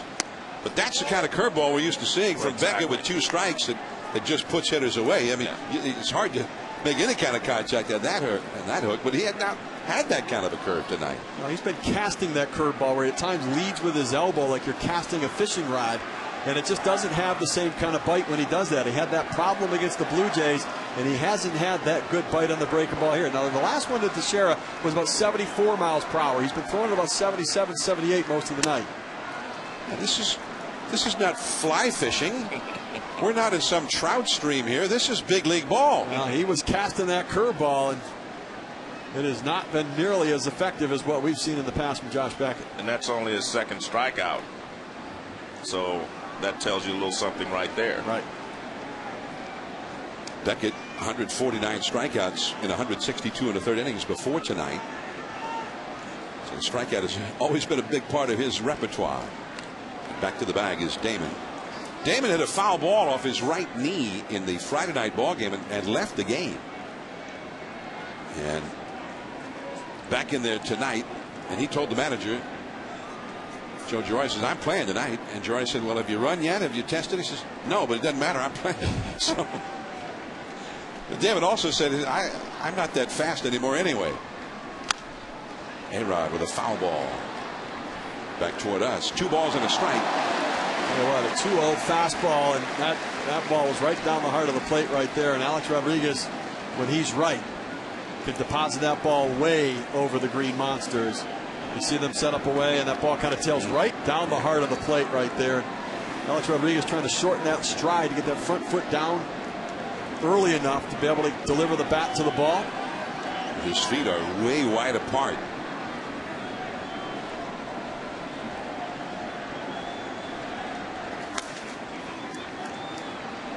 Three and 1 the count. Well, the question we asked Joe Girardi about it before the game. Initially, they said he was going to have one form of surgery on that hip before the season started, and then they would likely do the whole big surgery that he needed when the season was over. You see how far spread apart his legs are there. That one is in for a call strike. He went to the curveball. On a 3-1 count. Now it's 3-2. The guy will usually widen his stance, John, to try to stay back on the ball. He probably figured he was having a little trouble getting out on the front side. So what you do is you widen your stance a little bit so that your stride will not be as long. And he's strong enough to hit with very little stride. Damon the runner at first. 2 down, 3 balls, 2 strikes to A-Rod. There goes Damon. Curveball. That one is deep. It is up. It is over the wall. A 2-run homer. The 4th home run of the game for the New York Yankees, and it is 7-3. What you'll see here is what we're talking about, not much of a stride, and that's why you spread out. That keeps you back a little bit, and you have to be strong to hit from that wide stance. And as I was saying before, he is strong enough to hit without much movement. Let's take a look. There's the curveball for a strike. Now here's this home run. See, he just puts his foot up, puts it right back down. Watch the stride. See, he just picks it up, puts it right back down. And when you spread out, you can do that because you can generate bat speed with your upper body. And that was a perfect example there. 22nd home run of the year for Alex Rodriguez. And his 575th career home run. That was right down the left field line, just over the 37-foot high wall. That wasn't a fly ball, that was a line drive. And sometimes at Fenway, that'll cost you a home run. Exactly. A ball that maybe is even still on the way up. There would be a home run anywhere else. 575 homers, Mark McGwire ahead of him, and then Hall of Famer Frank Robinson. He just recently passed another Hall of Famer, Harmon Killebrew, on the all-time list of home run sluggers. 9th all-time. That one came back. Strike 3 called on the inside to Matsui. 4 homers in 5 innings for the Yankees against Red Sox ace Josh Beckett. Top of the order coming up for the Sox.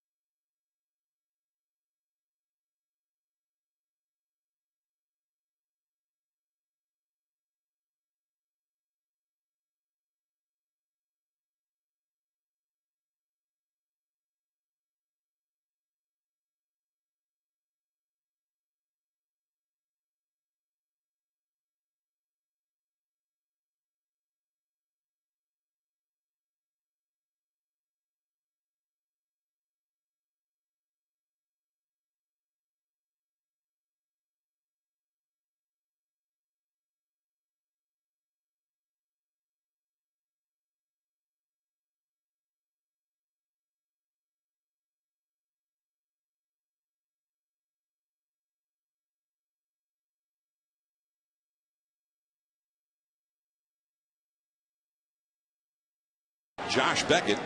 They have scored in every one of the innings so far tonight. They lead 7-3. And CC Sabathia goes back to work to Jacoby Ellsbury. And a drag bunt attempt here, but he fouled it. He kind of got thwarted in his effort there for a drag bunt hit on a breaking ball from CC Sabathia.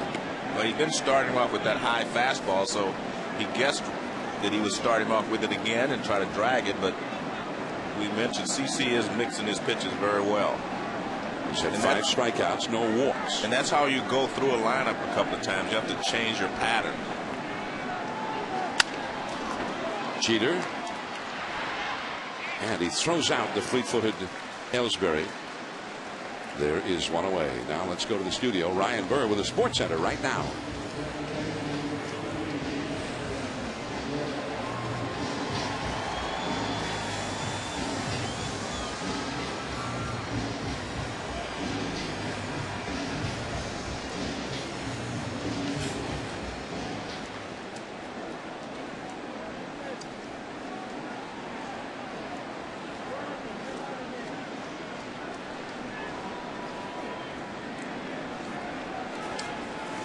Thanks, Ryan. And here is Dustin Pedroia taking ball 1. Pedroia has struck out and singled. The Braves in the National League East are 6.5 back of the first place Phillies, just as are the Red Sox back of the Yankees in the American League East. But the Braves are also in that wild card race, 4 games back of first place Colorado. Colorado had a big come from behind victory against Tim Lincecum and the Giants today in Denver. Shallow center, Melky Cabrera. And Pedroia is out number 2. So 2 down and nobody on. And both of the outs occurred rather quickly. Sabathia had thrown 84 pitches in the first 4 innings of this game.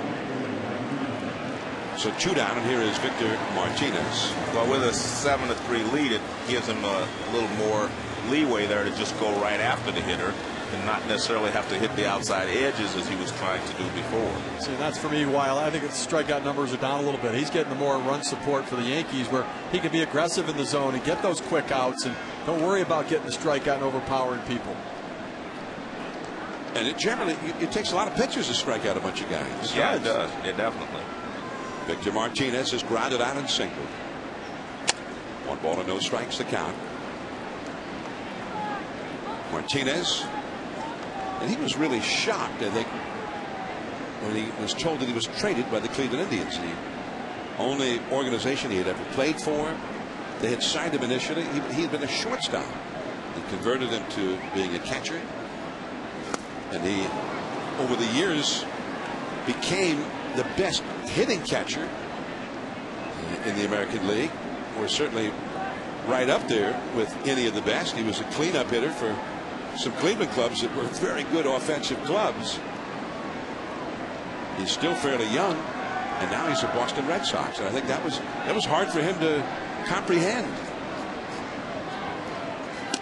A fastball with ease for a called strike, and I think a compliment to the city of Cleveland and that Cleveland organization that he was moved to tears. He said he loved it there, and he would hope to spend his entire career there. The Indians do a great job of putting programs in place of helping their young players grow into the major leagues. They really do get to know them as the person. Well, these guys were close friends and battery mates, and they kind of grew up together in that Cleveland organization. CC Sabathia, who used to pitch to Victor Martinez. He used to be CC's Jorge Posada, Jose Molina. Now he's trying to get him out. Opposite ends of this long simmering rivalry. Red Sox and Yankees, and he swung at it. That's the ruling by Van over the plate umpire, and Martinez is hot about it. Well, Martinez wanted him to ask the first base umpire. So even on a swinging strike, he ends up being called out by the plate umpire. 9-pitch inning for CC.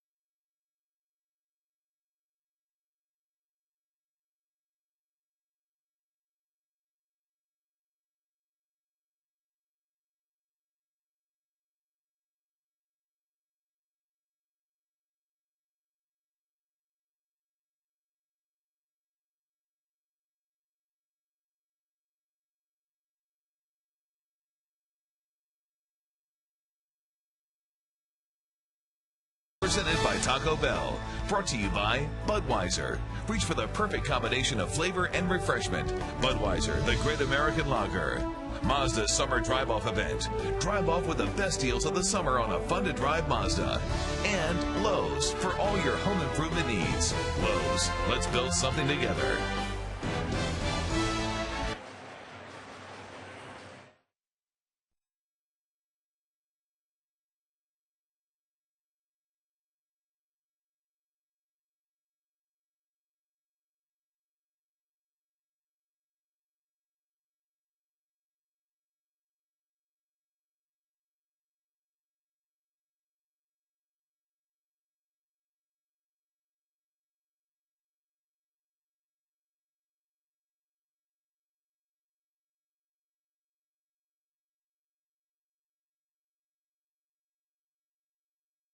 perfect combination of flavor and refreshment.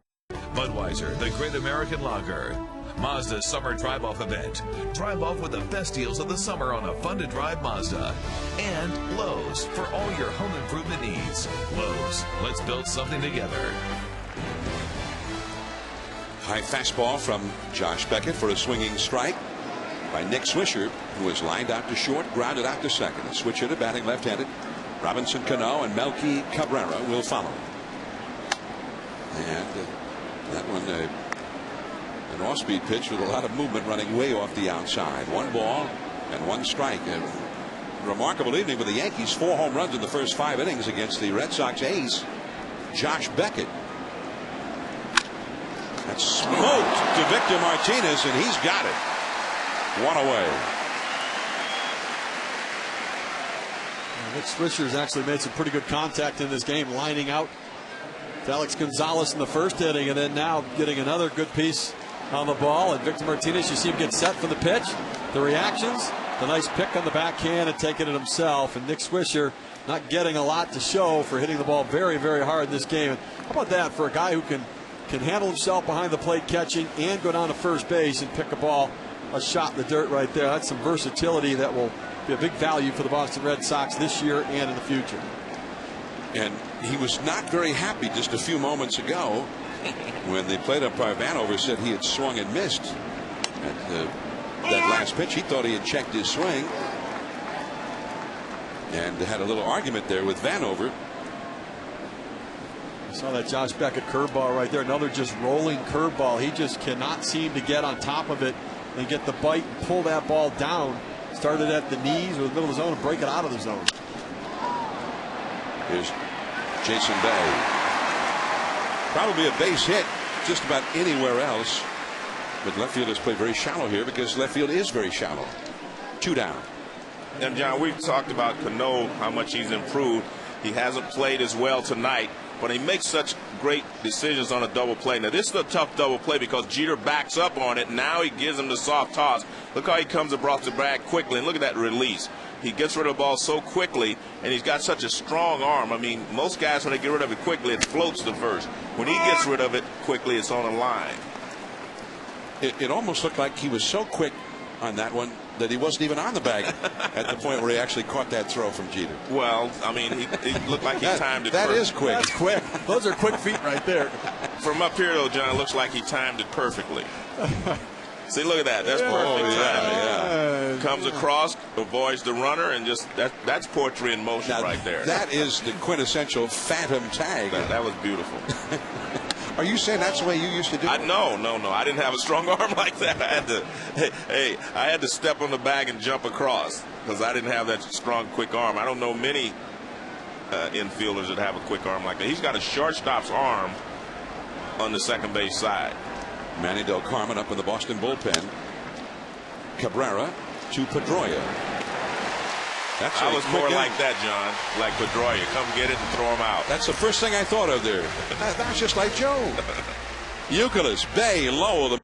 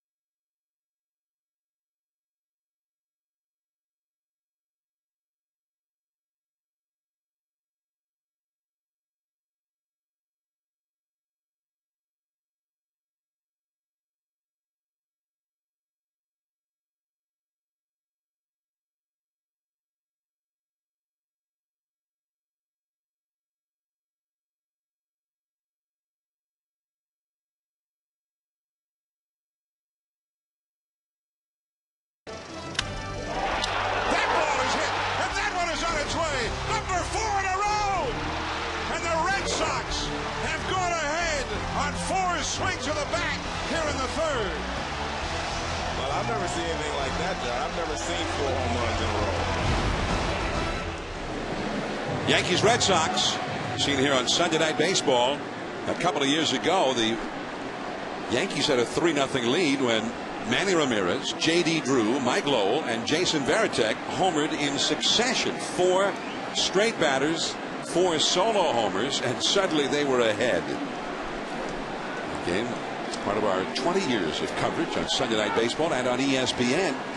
We're back to 1990. Stay tuned. A little bit later tonight, we will also announce the third baseman on our 20th year All-Star team, as voted on by you at ESPN.com. CC Sabathia has struck out Kevin Youkilis and has gotten him to hit an inning-ending double play ball. And too low. 1 ball, 1 strike. The Yankees here in the 6th inning for the first time tonight do not score. They had scored in each of the first 5 innings of this game, which I don't know. That may be something that's never happened to Josh Beckett before. 7-3. The Yankees are leading. Into the gap in left center field. That goes through to the out-of-town scoreboard right off the Cardinals-Padres game. A double for Youkilis.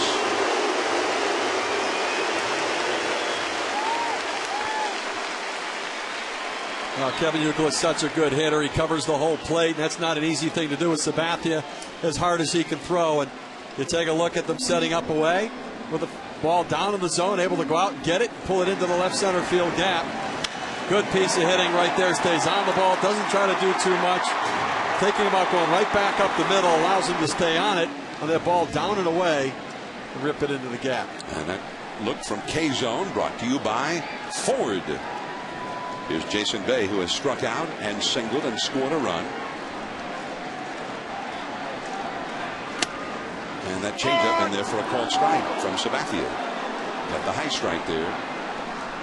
The Yankees, without Alex Rodriguez, had a losing record before he came back into the lineup. They were 13-15, 64-31 since A-Rod's return. But also, although the A-Rod obviously is a presence in the lineup, but they were scoring the same number of runs before that as they have scored since then. But their pitching has been much better. They've gotten the bullpen situation straightened out. We asked Joe Girardi about that before the game, and he pointed to that bullpen. But also Sabathia started the year very slowly, as he often does. And then he picks it up as the season goes along, and especially in the month of August, where it's been a long time, 3 seasons since he has lost a game in August. John, about 4 starts ago, he had given up 5 runs in 2 consecutive starts, and he said to the guys, it's going to get better. And since that time, it has been better. I mean, that tells you a little bit about him and his mindset. He was able to stand up and say that. See, I always believe that, when we talk about leadership, we talk about leaders. See, I believe a leader is a guy that says, let's go, when he's walking to the plate to hit, not when Barry Bonds is walking to the plate to hit. It's easy to say, let's go, when that guy's going out there. But when you are a leader and you're one of those guys, you say, let's go when I'm going to the plate. And that's what CC was saying. He says, it's going to get better, guys, and I'll be the guy for you. And I think the other thing about it is he held himself accountable. I mean, what CC Sabathia said is, this isn't good enough. I know I'm better than this. I have to go out there and make some adjustments to get myself back on track. And the biggest adjustment he made was being more aggressive with the fastball, working ahead of the count, pounding that fastball, and then working his other pitches off of that. And that's where I think why we saw early on the Red Sox hitters looking for that first pitch fastball, because they've seen the reports of Sabathia being aggressive, throwing that fastball early, and they try to jump on him early. Well, also Sabathia, when you talk about leadership, he sort of organized an effort in the clubhouse when Alex Rodriguez came to spring training and had the big press conference about the use of performance-enhancing drugs, and which he admitted to, and that is strike 3 called to Jason Bay, the 7th strikeout for Sabathia, the 5th that has been on a called 3rd strike. But Sabathia went around the clubhouse and said, we all have to go and support him in this press conference to know that he's on this team and we're his teammates and we're behind him. He also, early in the year, they had a game in Cleveland. Cleveland Cavaliers, LeBron James and company, were in the playoffs. I was watching that game. And Sabathia arranged for tickets, and more than 12 of the Yankees ended up watching that game together on a night off in Cleveland. Lowell, a pop fly. Jeter out. And Damon, no. And over to third base goes Youkilis. Nobody can quite get to that one. Well, a great effort by Damon to come in and make the play. It was a little too deep for Jeter to go out and get it. We're seeing Alex Rodriguez kind of moved over toward the shortstop position. I think if he had been back at third base, Melky Cabrera might have had a play by trying to get Kevin Youkilis. And you see Jeter kind of giving up, realizing he's not going to get there. Johnny Damon's going. He makes the dive, and look at where Derek. Look at Alex Rodriguez right here. If he's back at the base, you might get Kevin Youkilis, and Melky Cabrera comes up, picks up the ball, and he has no chance to make an attempt at Youkilis going to third base. Good base running. Alex Rodriguez out of position.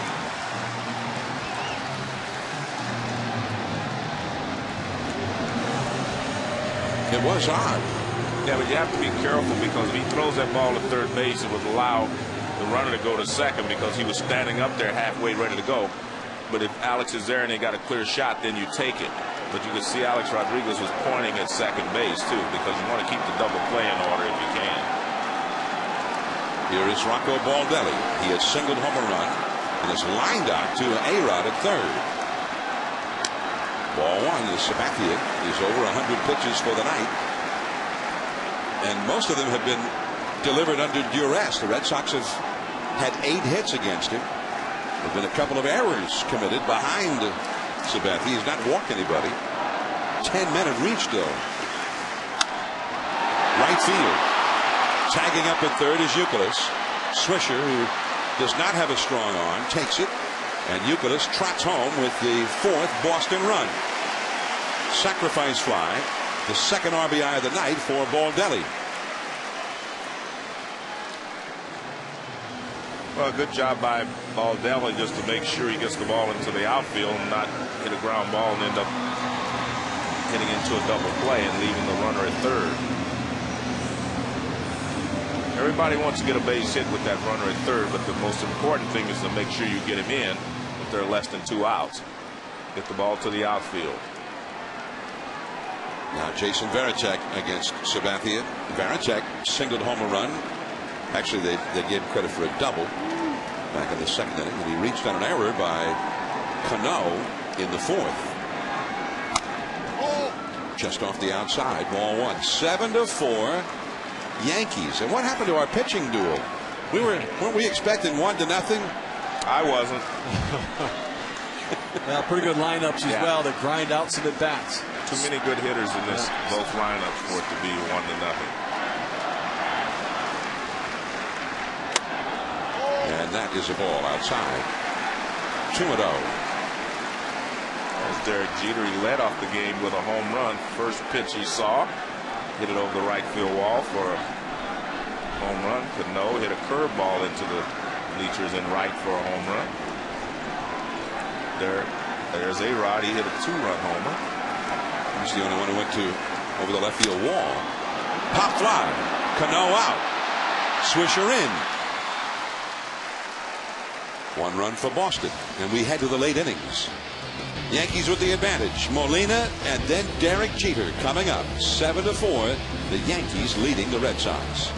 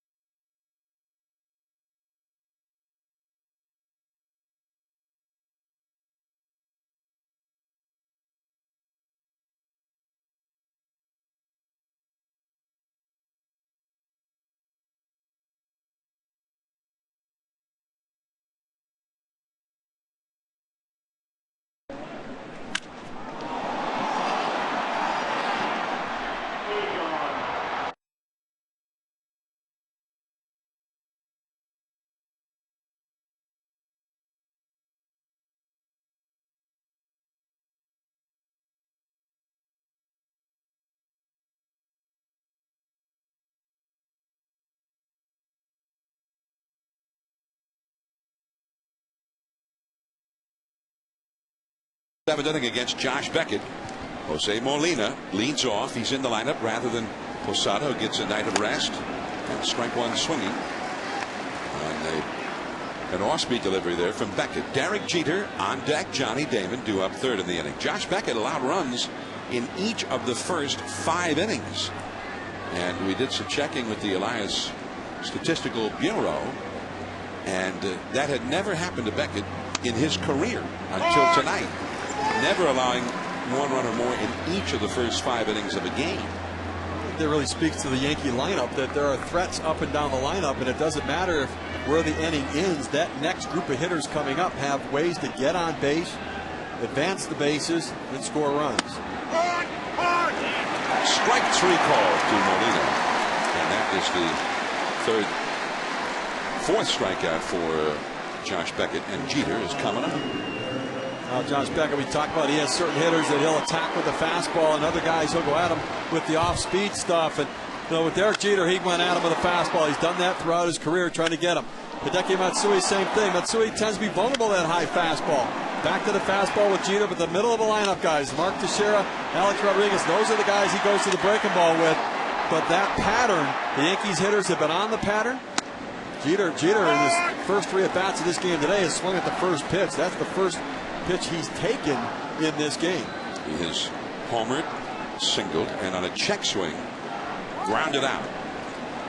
Hitting .333 for the year. That one, did that miss him? Yeah, I think so. It's supposed to be some kind of an off-speed pitch. Well, you might want to tell Derek Jeter that. He was just getting out of there. The ball started at him. Jeter dives in, seeing he has to get back out of the way. And if that would have been a fastball, it definitely would have hit him. 2 balls and a strike to Jeter. It's interesting, Jeter now has 27 hits in his last 52 at-bats. 6 3-hit games in a row at one time in that stretch.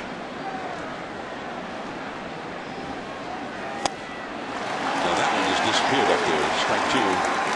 That's a good 2-seam fastball right there, and that's you think about that pitch different than all the others in this game. There were so many fastballs and curveballs up in the zone, and it's one of the first 2-seam fastballs that he's buried, starting at the knees and then sinking out of the zone.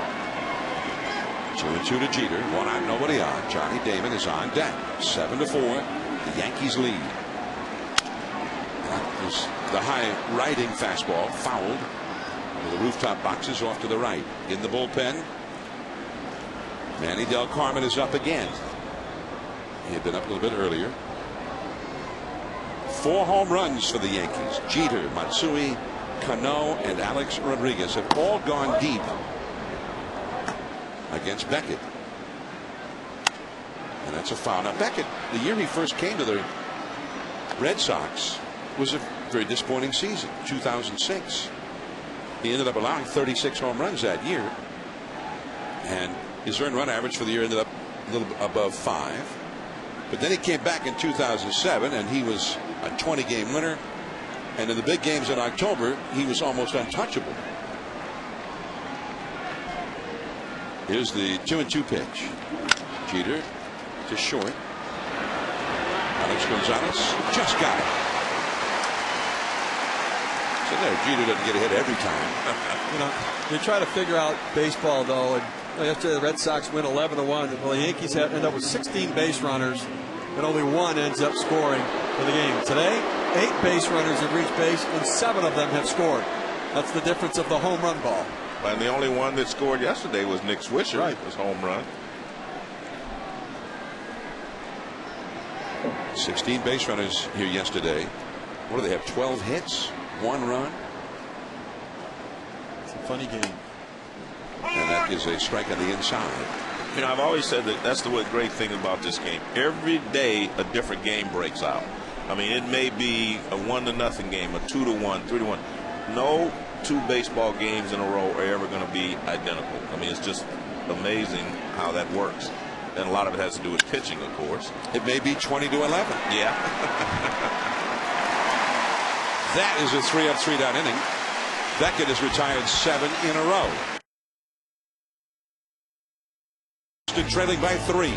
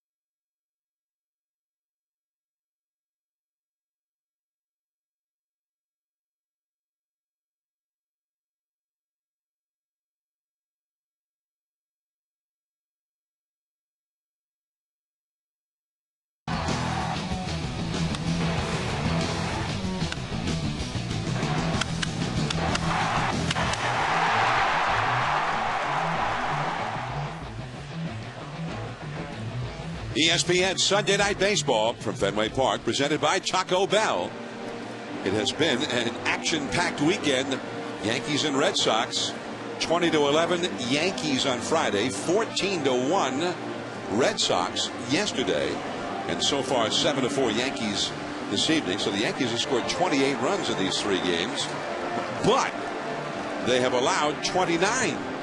That's a lot of runs in 3 days, even for Fenway Park. Now the Red Sox have not hit a home run tonight, and we mentioned that because in their last 8 games they've hit 2 home runs or more in all 8 of the games. And they could tie a major league record if they were to hit 2 tonight. The record is 9, including the Yankees earlier this year. Back in May, the Yankees had 9 straight games with 2 home runs or more. The Baltimore Orioles have done that a couple of times in their history, back in 1987, 1996. I believe I broadcast all those games. Did you? I did. In 1987, in May of that year, Baltimore had a stretch of 25 games. They had 58 home runs, and 9 in a row with 2 or more. This is Alex Gonzalez against CC Sabathia, and that was pitch number 109 thrown by Sabathia in this game. The Yankee bullpen is getting ready. And of course, you're getting to that time as you see Phil Hughes, the big right-hander, who has been great in the bullpen and has been a key reason why that bullpen has been so effective as the season has gone along. He wasn't out there earlier on, and they were having a hard time bridging that gap between the starter and Mariano Rivera. And then Phil Hughes came along, and he has helped fill that gap beautifully. Leadoff man Jacoby Ellsbury on deck. That's a little bit low. 3-1. Well, they took Phil Hughes out of the rotation and Ching-Ming Wang came back. They put Hughes in the bullpen with the thought that it was going to be a short-lived stint, that he was just going to back up Ching-Ming Wang for a couple of starts. But they gave him the ball. He did well. They gave it to him again, and then his confidence grew, and he has that overpowering fastball and outstanding curveball. Sabathia. I don't know if he caught it or it caught him. Either way, it worked out nicely for him. 1 away. Well, let's take a look at Sabathia tonight. CC has not had a real pattern. He's thrown some off-speed pitches. He's changed up off the end of the bat to Nathan Veritek. There's the slider to strike Ellsbury out. And there's a little slide piece. That's a fastball, actually. There's a change up away. I mean, he's been all over the strike zone, in, out, up and down with the changeups. But basically, the fastball has been away tonight. And there you see his high this year, 123. He's at 112 now. They're trying to get him through this inning and then give it to Phil Hughes, as you mentioned, John. Well, one thing Joe Girardi did say to us, though, that he's not afraid to have Phil Hughes get 4 outs or get 5 outs. A guy who was a starter in the past, he feels like he can go into the dugout, sit down, come back out to the mound, having had that experience being the starting pitcher. And they don't have a game again until Tuesday when the Texas Rangers come calling at Yankee Stadium. So he didn't have to worry about who's going to pitch tomorrow if they have a lead late in the ball game. Jacoby Ellsbury has been safe on an error, but then he got picked off back in the first inning. He has also struck out and grounded out. 0 for 3 in the game. And still tied with Tommy Harper for the Red Sox record, 54 steals in a season. You're looking at one of the most improved guys the last couple of years. He has really improved as a hitter and as a baseball player. One of those 54 steals, by the way, was a steal of home on Sunday Night Baseball against the Yankees. Well, if he could have gotten the third tonight, he'd have had another left-hander out there to try it against. It was Andy Pettit on the mound when we were here. And Pettit pitching and Posada catching. And he surprised them both. Look out. Did that hit him? Or it hit the bat, apparently? Hit the knob of the bat. He's got to learn how to sell that one a little bit. Shake your hand and see if you can't get down. that fastball up and in has really been a nemesis for Ellsbury this entire game. Sabathia's throwing him up and in there a lot, hitting right off the knob of the bat right there. And what he's then done is he's gone with a curveball, almost starting at the same spot, getting Ellsbury to kind of flinch and get that jelly leg a little bit and give up on the pitch. I think with 2 strikes, you got to sell that. So you mean you got to sell that hard? You mean it hits the bat, but you're like, oh my hand! I hope it's not broken. Absolutely. Ouch! Ouch! Ouch! Yes, crying would help too.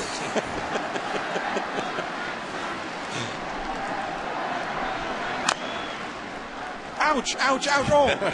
Yeah. Well, okay, not there. That's a long time. You know, all right. He's going to get that big sweep and breaking ball here right now too, and he may be walking back to the dugout crying because you know what? That fastball up and in can lock you up if that ball ends up breaking away.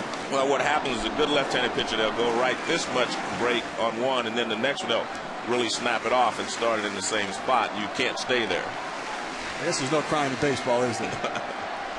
There it is. Uh-oh. Well, that would make you cry, wouldn't it? It would.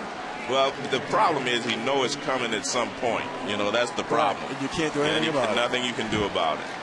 He set you up so well with the fastball, there's no way you can sit there looking for the breaking ball. Well, that was the hammer. And that may be the final, and it is the final pitch of the night for CC Sabathia. Joe Girardi has taken the ball, and he's going to the bullpen.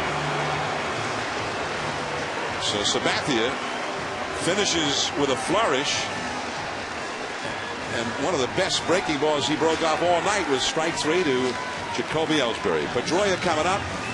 Phil Hughes in from the Yankee bullpen with 2 down in the 7th, 7-4 Yankees. We'll be right back.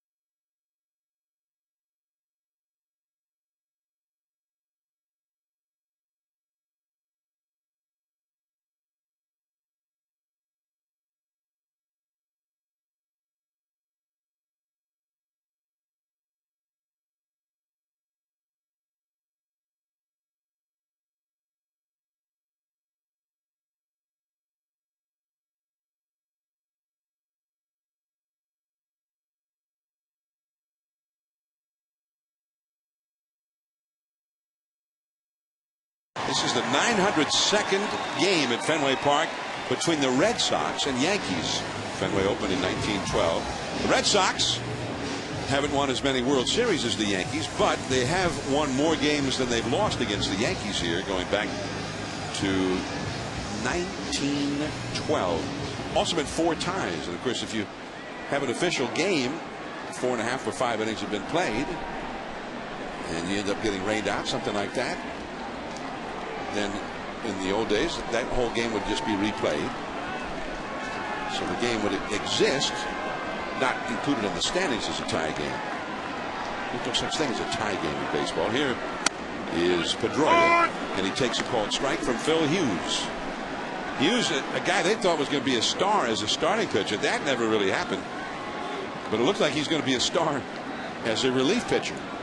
75 strikeouts in 69 innings tells you that he can bring it. Pedroia with a foul ball. CC Sabathia, 6 2/3 innings, 118 pitches. He allowed 4 runs, 3 earned on 8 hits, no walks, and 8 strikeouts. Not many pitchers go through a whole night without walking any Red Sox. One over his last 7 starts, CC Sabathia, 7 walks, 49 strikeouts over the last 7 starts. So he has been pounding the strike zone. 0-2 the count. And the curveball misses. Now, it's been a sort of an emotional week for Sabathia. He went home. He's from the San Francisco, Oakland Bay Area, grew up in Vallejo, and he pitched in Oakland on Tuesday at the Coliseum. That's always emotional. He had to buy 150 tickets for all the family and friends I had no idea he was that popular in Vallejo. 150 tickets, and he said it was kind of an exhausting few days in Oakland. So many people to see, so many tickets to leave. But he also, the day after he pitched on Wednesday, went back to his old elementary school at Vallejo. And he and his wife distributed school equipment for the kids going back to school. Pedroia lines out. The inning is over. Pedroia now 1 for 4. And we're going to the 8th inning. Josh Beckett heading back for more. Teixeira, then A-Rod coming up. Sabathia is finished.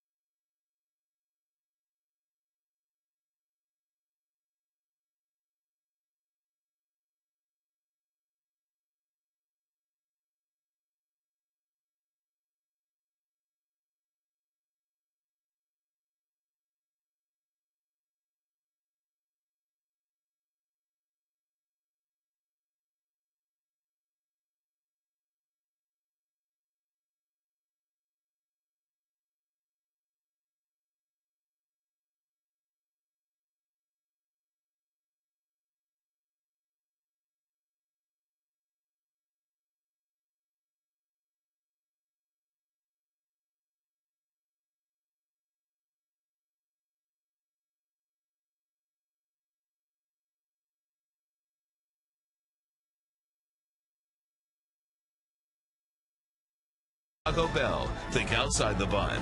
And in part by Kevin Woodstains, our performance is legendary. And Lincoln Mercury, let Lincoln Mercury recycle your ride.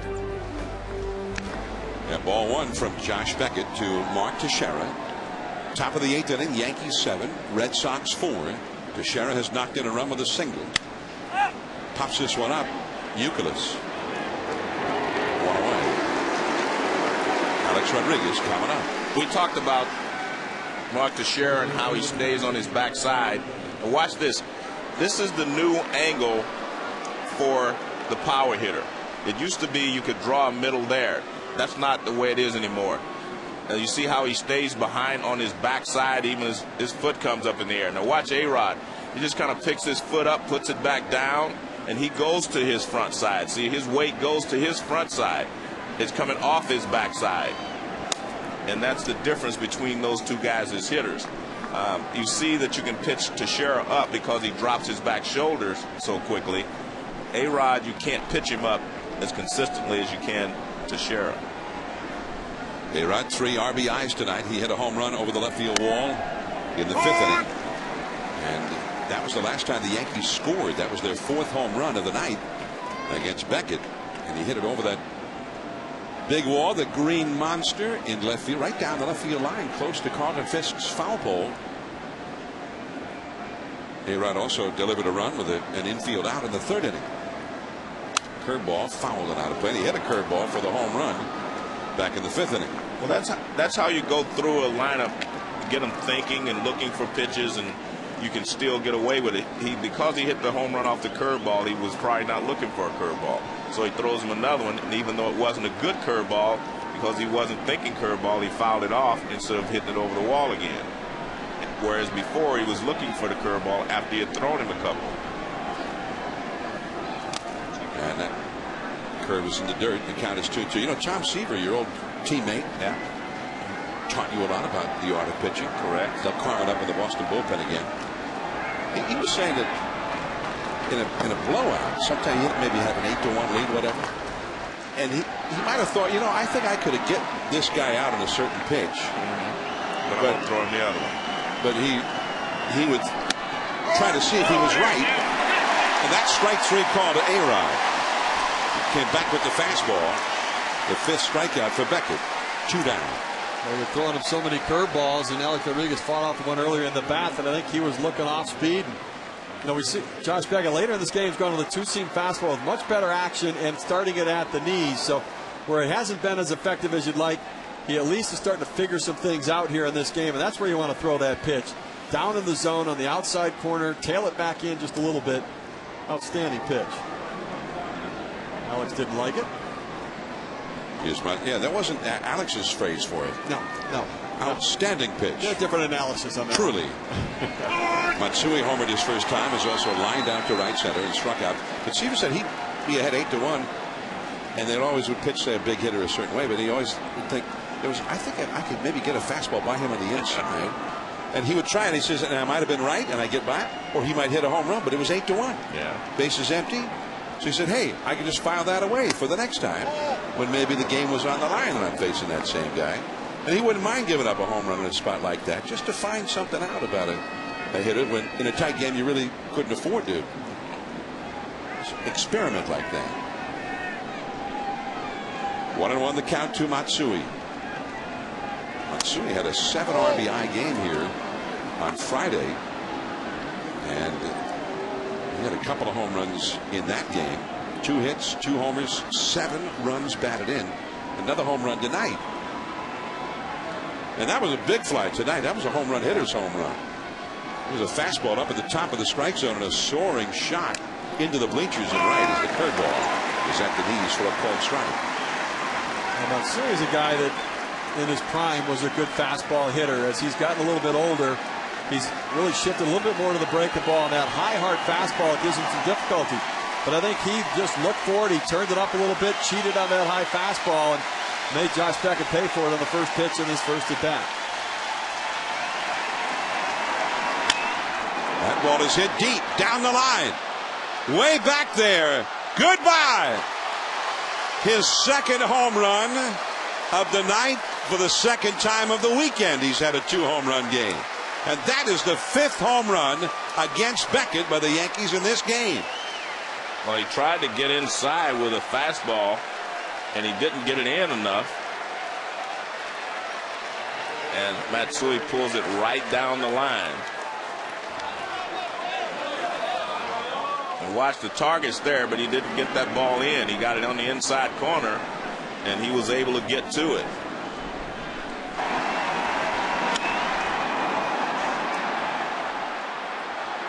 '23rd home run of the year. It's only 302 feet to that foul pole in right field, the Pesky pole.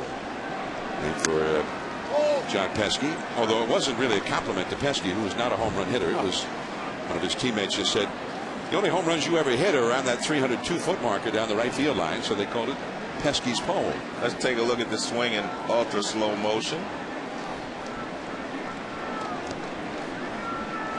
1 ball and no strikes to count to Swisher. Well, where's the swing? I'm waiting for it. Hold on, John. Don't hold on. We're teasing it. Oh, okay. Yeah, it's a tease. And it's 1-1. So this is in Ultra Mo. Is that what you're saying? Yeah, let's take a look. Super slow motion here. Now watch the bat. You see where he hit it right on the sweet spot. I thought it got in on him a little bit, but maybe it did a little. Let me see that again. He's freezing on contact when you do it again. 1-2 now to Swisher. Well, you asked for it, Joe. Here it is. Let me see. Let's see where he contacts us. I thought it got in on him a little bit. It does. Yeah, a little bit. Yeah, see, it gets right there. The real sweet spot is more right in there. So, missed him a little bit. But he got enough of it because he pulled it down the line. The sweet spot. A physicist would call that the center of percussion. Okay, the center of percussion. But Baseball players say the sweet spot. Yes, they do. I bet you that, You know, a lot of now the new phrase is squaring it. Well, squaring it. okay. Square it up. Yeah, you square it up. Well, I squared that sucker. Well, people used to say it all the time. One of Pete Rose's famous phrases was, you know, it's so hard to hit because you take a round ball, you take a round bat, and you try to hit it square. So I guess that's. So it came from Pete Rose, that phrase. That part of it. Who I don't knew? know about Who this knew? squaring up. But with our ultra slow-mo there, we found out he didn't really square it. It got a little bit down the bat a little bit from the sweet spot. Yeah, he didn't square it. But he Man, got enough of it. What if he had squared it? Well, he squared the first one. That might have gone to the Prudential Center. Yeah. That was what a shot. Still went about 80, 90 feet past Pesky's pole down there. 2-2 the count. Curveball in the dirt. You know, you think back throughout the course of this game, that's the first curveball in the dirt that I remember Josh Beckett throwing in this game. And you know, it's such a major part of his game is that curveball when he gets ahead on the count to bury that one in the dirt. Jason Varitek block it to get the strikeout. But all of his curveballs were hanging throughout the night. He just does not have the sort of effectiveness we're used to from Josh Beckett. He's allowed 8 home runs in 2 starts this week.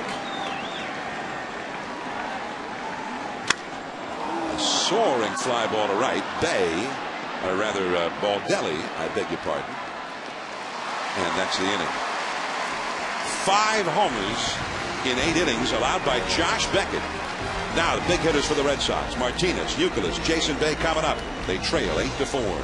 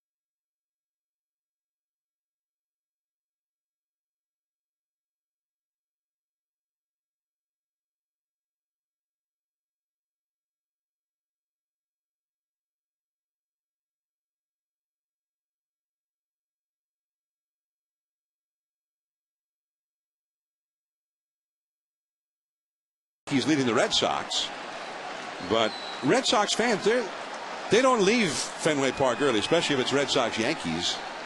Not even if they're very young Red Sox fans, apparently. Robinson, Phil Hughes, I beg your pardon. Phil Hughes to Victor Martinez, ball 1. Hughes in relief of CC Sabathia. Martinez, Youkilis, and Bay coming up, and a foul that will go back out of play. 5 home runs for the Yankees. 3 years ago, the Toronto Blue Jays hit 5 home runs in a game here. No team had done that since. 58 runs have been scored in this series.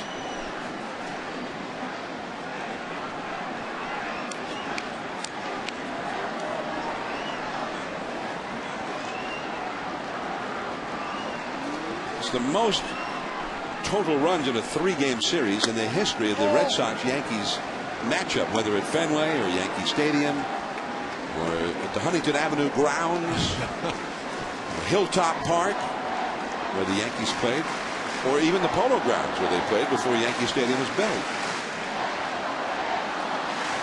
2-1. And ball 3. 3-1. The last time a Red Sox pitcher allowed 5 home runs in a game, it was Tim Wakefield 5 years ago. He actually ended up giving up 6 in that game. And, many thanks for reminding Tim about that. Yeah, he's scheduled to pitch on Wednesday for the Red Sox. And a foul back over our heads, and it's a 3-2 count now to Victor Martinez. Yeah, Wakefield's scheduled to go on Wednesday in the spot that would have been Brad Penny's turn. And Wakefield, who pitched on Friday in a rehab assignment, pitched into the 6th inning of a game. He'll go on Wednesday. And Junichi Tozawa, who pitched well here yesterday, got a win against the Yankees, will go on Thursday. That is a fair ball. And a single, the carom, played by Swisher. Martinez has his second hit. Brad Penny's going to back up both Wakefield and Tozawa in case they need him for multiple innings. Yeah, but I think the bigger story is that Victor Martinez is going to catch Tim Wakefield, and he's never caught a knuckleball before. He went down and practiced, you know, when Wakefield was warming up and getting his throwing in, and he caught it. He said it worked out pretty well, but that's not game conditions. That will be an adventure.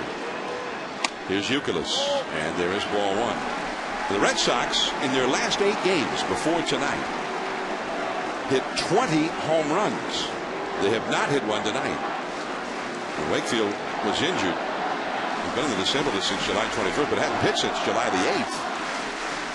And he was 11-3. So they have missed him big time. And was having his best start because, I mean, he made the All-Star team for the first time. So he was having a great season. It really went down just before the All-Star game, ironically. They missed just not only his success in the field, but he also gave some innings, and I think he protected the bullpen in that way. And speaking of the bullpen, there's also speculation, rumors that the Red Sox have a waiver claim in on Billy Wagner, the Mets reliever, who's just come back from Tommy John surgery. And by 2 o'clock on Tuesday, they're going to have to make a decision about whether the Mets pull him back. And it's ball 2 now to Kevin Youkilis. So if you're the Mets, why would you pull him back? You're going to save over $2 million this year, $1 million buyout on an option year for next year. And I don't think the Mets are going to pull him back. I think they're going to give him up on the waiver. They're going to hope to get a player in return. But push comes to shove, I think Billy Wagner, if in fact it's true that they have the claimant on him, he will go. And you see Jonathan Papelbon there. He actually had some comment today that he says, what do we need Billy Wagner for? I'm the closer here. Why would we need a guy like Billy Wagner? There's Theo Epstein, the general manager, and if there was a waiver claim put in, he'd know about it. He would have been the one that put the claim in. And Billy Wagner coming back from Tommy John surgery, you have to wonder, how much workload he can take if he can pitch back-to-back days. But when he's right, he could be absolutely dominating with his stuff. And you saw Thursday, he came out 1 inning, struck out 2 in the game against the Atlanta Braves. Standing in the bag at first was Victor Martinez on that pickoff throw. He didn't even have to get back. He was already back. 2-0 the count to Kevin Youkilis, who has struck out, grounded into a double play, and doubled to left center. Melky Cabrera on the warning track, and he makes the catch. It's 390 feet to dead straightaway center. The wall out there is 17 feet high. And he got real close to the wall before catching that one. 1 away. A lot of times Youkilis will sit on that 2-0 fastball and try to do something with it. He tried to pull this one, but didn't quite get around on it. Obviously, he pulls it, it's out of the ballpark, but it was a 2-0 fastball. He's sitting dead red here. Barrel of the bat gets under it just like he wanted, but hits it to the wrong part of the ballpark. And do you want to see that one again? You want to freeze that? No, that's all right. That's okay. Did he hit it on the sweet spot? That one looked like it was on the sweet spot. It sounded like it was on the sweet spot when he first hit it. So how come it didn't go anywhere? Well, it went 380 feet. That's a long way. 0-2 the count to Jason Bay, who is 1 for 3. The Yankee bullpen is busy. It's not quite Mariano Rivera time yet. There's Phil Coke, the left-hander. We're talking about Billy Wagner. Red Sox only have one left-handed reliever, Hideki Okajima, and he's a good one. I don't think any manager would want to have two good lefties, and it could be that Wagner would be a guy who could just come in maybe and face one or two lefties, something like that. They wouldn't really have to tax him and say an inning here, inning and 2/3 there. Just go get this lefty out. Just give a little extra option to manager Terry Francona as Bay strikes out for the 3rd time. Well, I think you can understand the short-term impact as you see Takashi Saito warming up in the Red Sox bullpen. You can see the short-term benefit of a guy like Billy Wagner to get that second option for Terry Francona. But there's a bigger picture thought of a possibility that the Boston Red Sox, Daniel Bard in the bullpen with that great arm, he's the closer of the future. That they might get a Billy Wagner to protect Bard as the closer and maybe use Jonathan Papelbon as a chip this offseason. Papelbon's not been as dominant or efficient this year as he's been in the past, but he would be a big-time chip on the trade market this offseason to bring the Red Sox back to plug some holes on their roster. Now that is just like a general manager there. This is general manager behind closed doors intrigue we're talking about here. It's a little Oliver Stone conspiracy theory if you want to go there. But I think that the initial impact would certainly be Billy Wagner and his impact this year.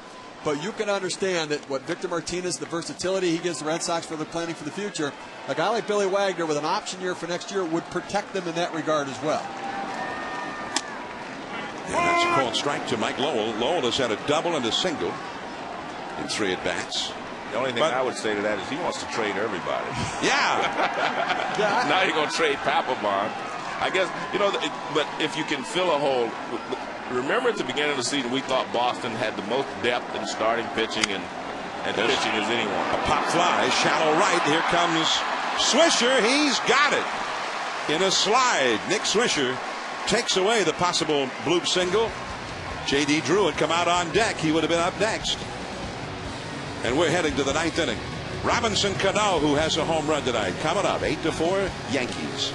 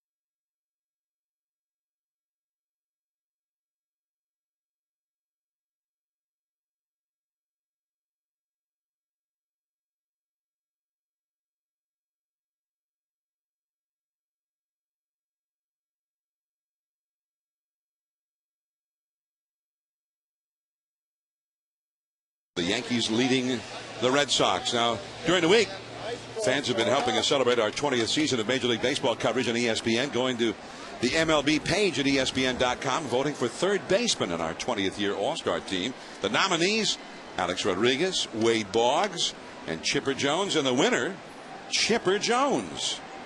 He won 41% of the vote, 33% for A-Rod, 26% for Wade Boggs. Go to ESPN.com tomorrow. Start voting for your pick for top shortstop during our 20 years of Major League Baseball coverage here on ESPN. As Takashi Saito delivers a called strike to Robinson Cano. Cano is flied out deep to left. He is homered into the bleachers in right and lined out to left. He is 1 for 3. With only one left-hander in the pen, Saito's the guy that Terry Francona goes to. The other guy he goes to get left-handers out. He has a good split-finger fastball he uses against left-handed hitters. Short of a second left-handed reliever, Saito is that other guy. A ball on a strike to Cano. 5 home runs for the Yankees, all against Josh Beckett. And if you're thinking, wow, I don't ever remember Beckett giving up that many home runs in a game. Well, you're right. He had never given up that many before in a game. He had allowed 4 home runs on occasion, but never 5 until tonight. He didn't walk anybody, but maybe there were a couple of guys that might not have been so bad if he had walked them. You may be right. In fact, there has not been a single walk issued in this game by any pitcher. Sabathia went 6 2/3, no walks, had 8 strikeouts. Josh Beckett, 5 home runs allowed, 4th Boston pitcher to allow 5 or more since 1954. And Cano, kind of a wild swing and a pitch well up out of the strike zone, 1 away. And John, speaking of Sabathia, he has given the Yankees everything that they have asked for when they signed him this offseason. You know, they want him to win ball games. He's about to win his 15th if they can hold on here. He's been able to beat Boston the last 2 times they faced if they can hold on. And he's also a guy that they know, as we see Mariano Rivera loosening up, we know that he can be the ace starter for the playoffs. I mean, they've been eliminated in the playoffs their last 2 appearances there in the first round. And the last 3 times in the first round. And they didn't have an ace to go in there and back them up. They didn't have someone to match up against, say, a Josh Beckett or someone who was an ace for the other staff. A couple of times, of course, one of those times it was Cleveland and it was Sabathia. They didn't have anyone to match up against them. Now they do. Let me ask you this, though, Joe. A lot like Alex Rodriguez, October's all that matters right now. And for Sabathia, he's not been a very good postseason pitcher. Right. I think it may be similar for him. He's been great so far, but October's really the story. Well, that's what they got him for. I mean, they really wanted him to be the ace in the postseason. The Yankees go into the season thinking they're going to make the playoffs. And if you make the playoffs, you need an ace, and that's what they think they got. I mean, they acquired Burnett, of course, and Swisher. All of their offseason acquisitions, you know, they're free agent guys. And even the trade for Swisher. All these guys have really helped make this a very fine ball club. 1-2 the count. And Cabrera chases that high fastball out of the zone, just as did Cano. So 2 men are gone.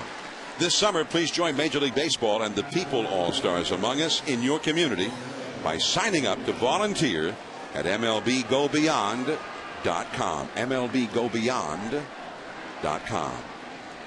We're in the 9th inning at Fenway Park. We've got the Yankees leading the American League East. The second-place Red Sox, who also lead the wild card division in the American League. The rubber match of their 3-game series. The Yankees are ahead 8-4. Next Sunday, we'll see the National League East leaders, the team that won the World Series last year, with an ace, left-hander Cole Hamels, who was unbeaten in the postseason. And we'll see the Phillies next week against Atlanta. Atlanta is right now second place in the National League East, although not leading the wild card. They're in 3rd place in the wild card division. 8 o'clock Eastern from Citizens Bank Park in Philly. And we may see some home runs in that ballpark. The Phillies are launching them no matter what ballpark they're playing in. We saw Ryan Howard last Sunday hit a couple of big flies in Atlanta. And he stayed hot. and he usually gets hot the second half.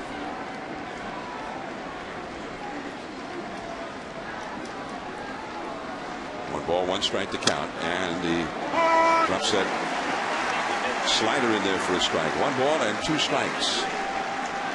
Chase Utley had a big home run, winning home run for the Phillies this past week as well. The Phillies have hit 174 home runs. The Yankees have now hit 191 home runs with their 5 tonight. And Hideki Matsui, how about 2 more homers in this game after getting 2 homers with 7 RBIs Friday, which brought out the name Lou Gehrig, an all-time Yankee great. The last time a Yankee had 7 RBIs or more in a game was Lou Gehrig. Wow.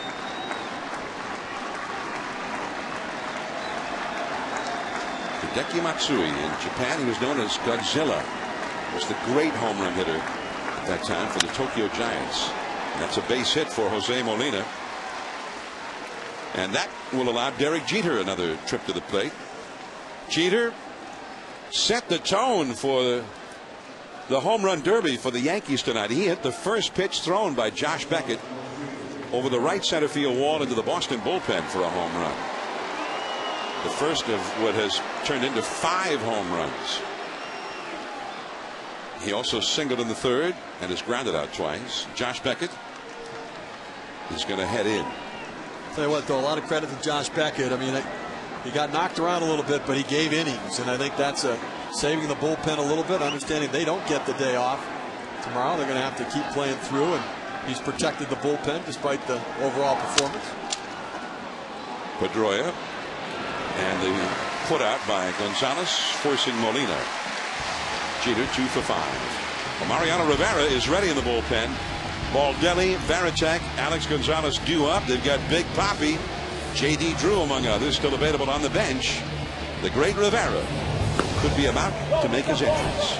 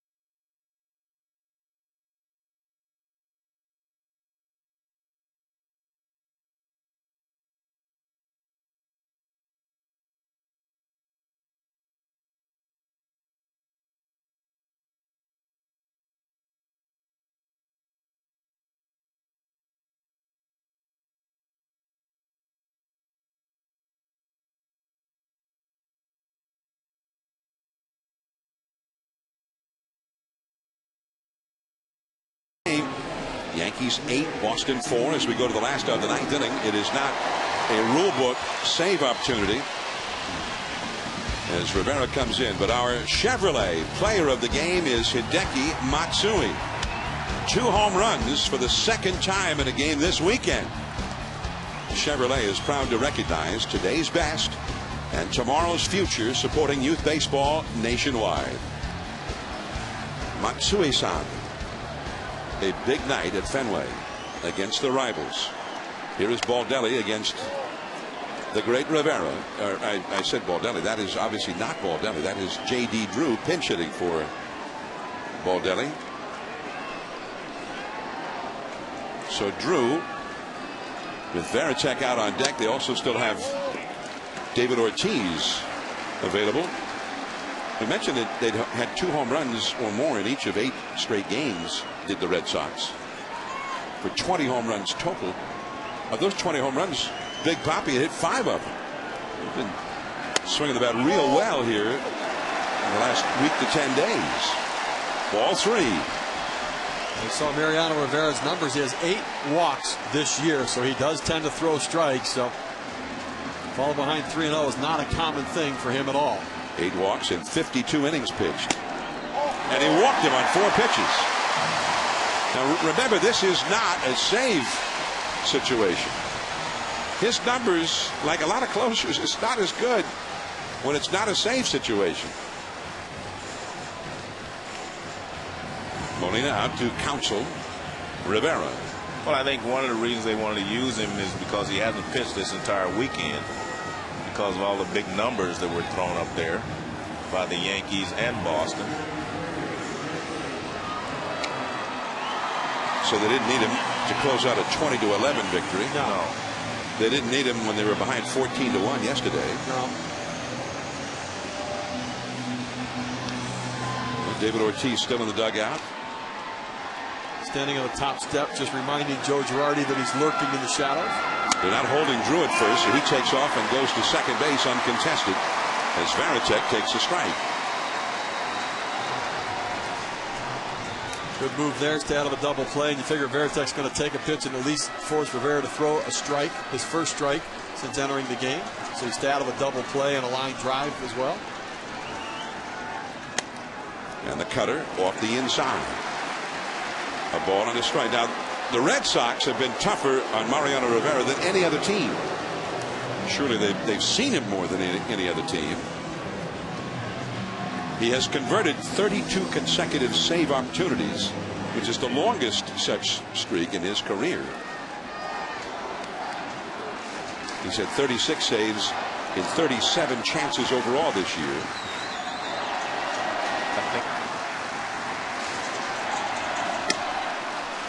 Strike 2, 1 ball and 2 strikes. It's interesting, Casey Kochman in the on-deck circle, but as you look at, they flip over the lineup after Varitek in Gonzalez's spot.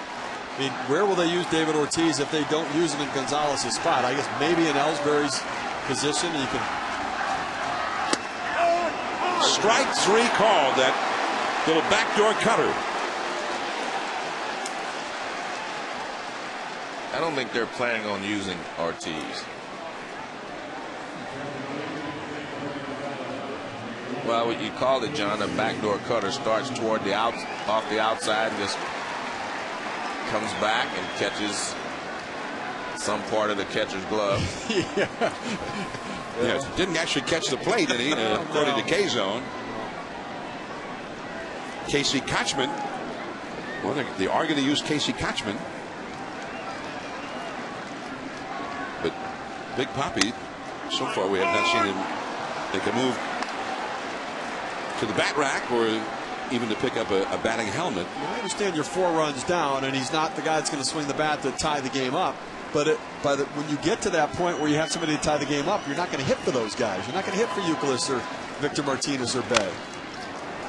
There's that cutter in on the hands of Casey Kochman. 0-2 the count. Red Sox had Adam LaRoche for a brief time. We'll see LaRoche next Sunday, likely when we see Atlanta at Philadelphia at 8 o'clock Eastern. LaRoche was a Red Sox for what, 6 days? I think that was a great pickup for the Braves. It was, and it wasn't bad for LaRoche to come to Boston because he came here, got to know John Lester a little bit.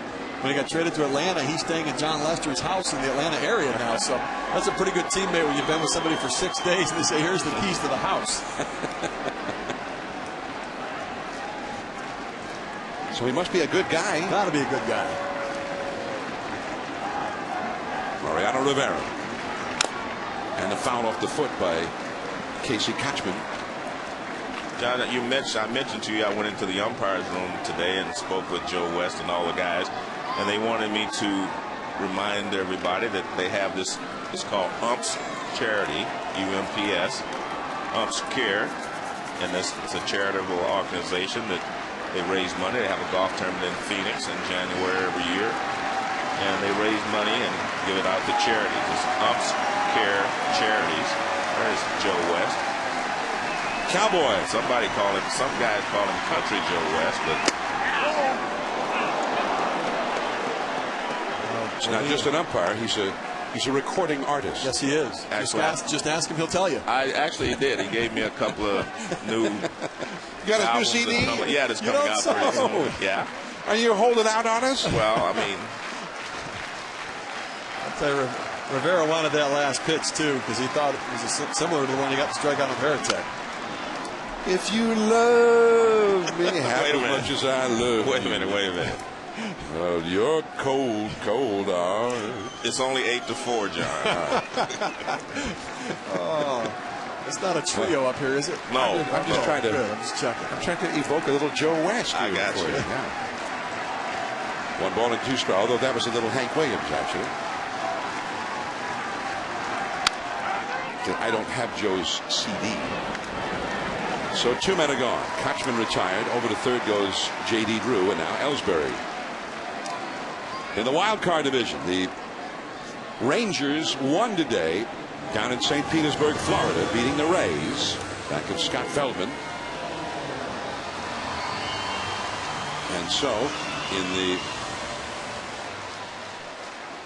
American League wild card race, if Boston loses this one, and they are trailing with 2 down in the ninth by 4 runs, Texas will be just 1 game behind them in the wild card division. Tampa Bay would still be 3 games back. And that's strike 1 to Jacoby Ellsbury. 0-1 the count. And the Rangers are headed for New York. They play the Yankees starting Tuesday. The White Sox are here starting tomorrow. White Sox, who are right in the thick of the race in the Central Division. That's a strike. And that backdoor cutter again. Strike 2 to Ellsbury, who was 0 for 4 tonight. It's interesting, John. Ellsbury was hitting so well the last couple of weeks.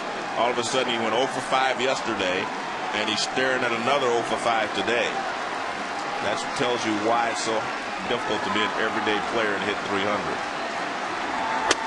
And he is 0 for 5. The ball game is over. The great cutter from Mariano Rivera. Not a save, but I think Joe Girardi still likes having that security blanket out there, even in a 4-run lead at Fenway Park. The Yankees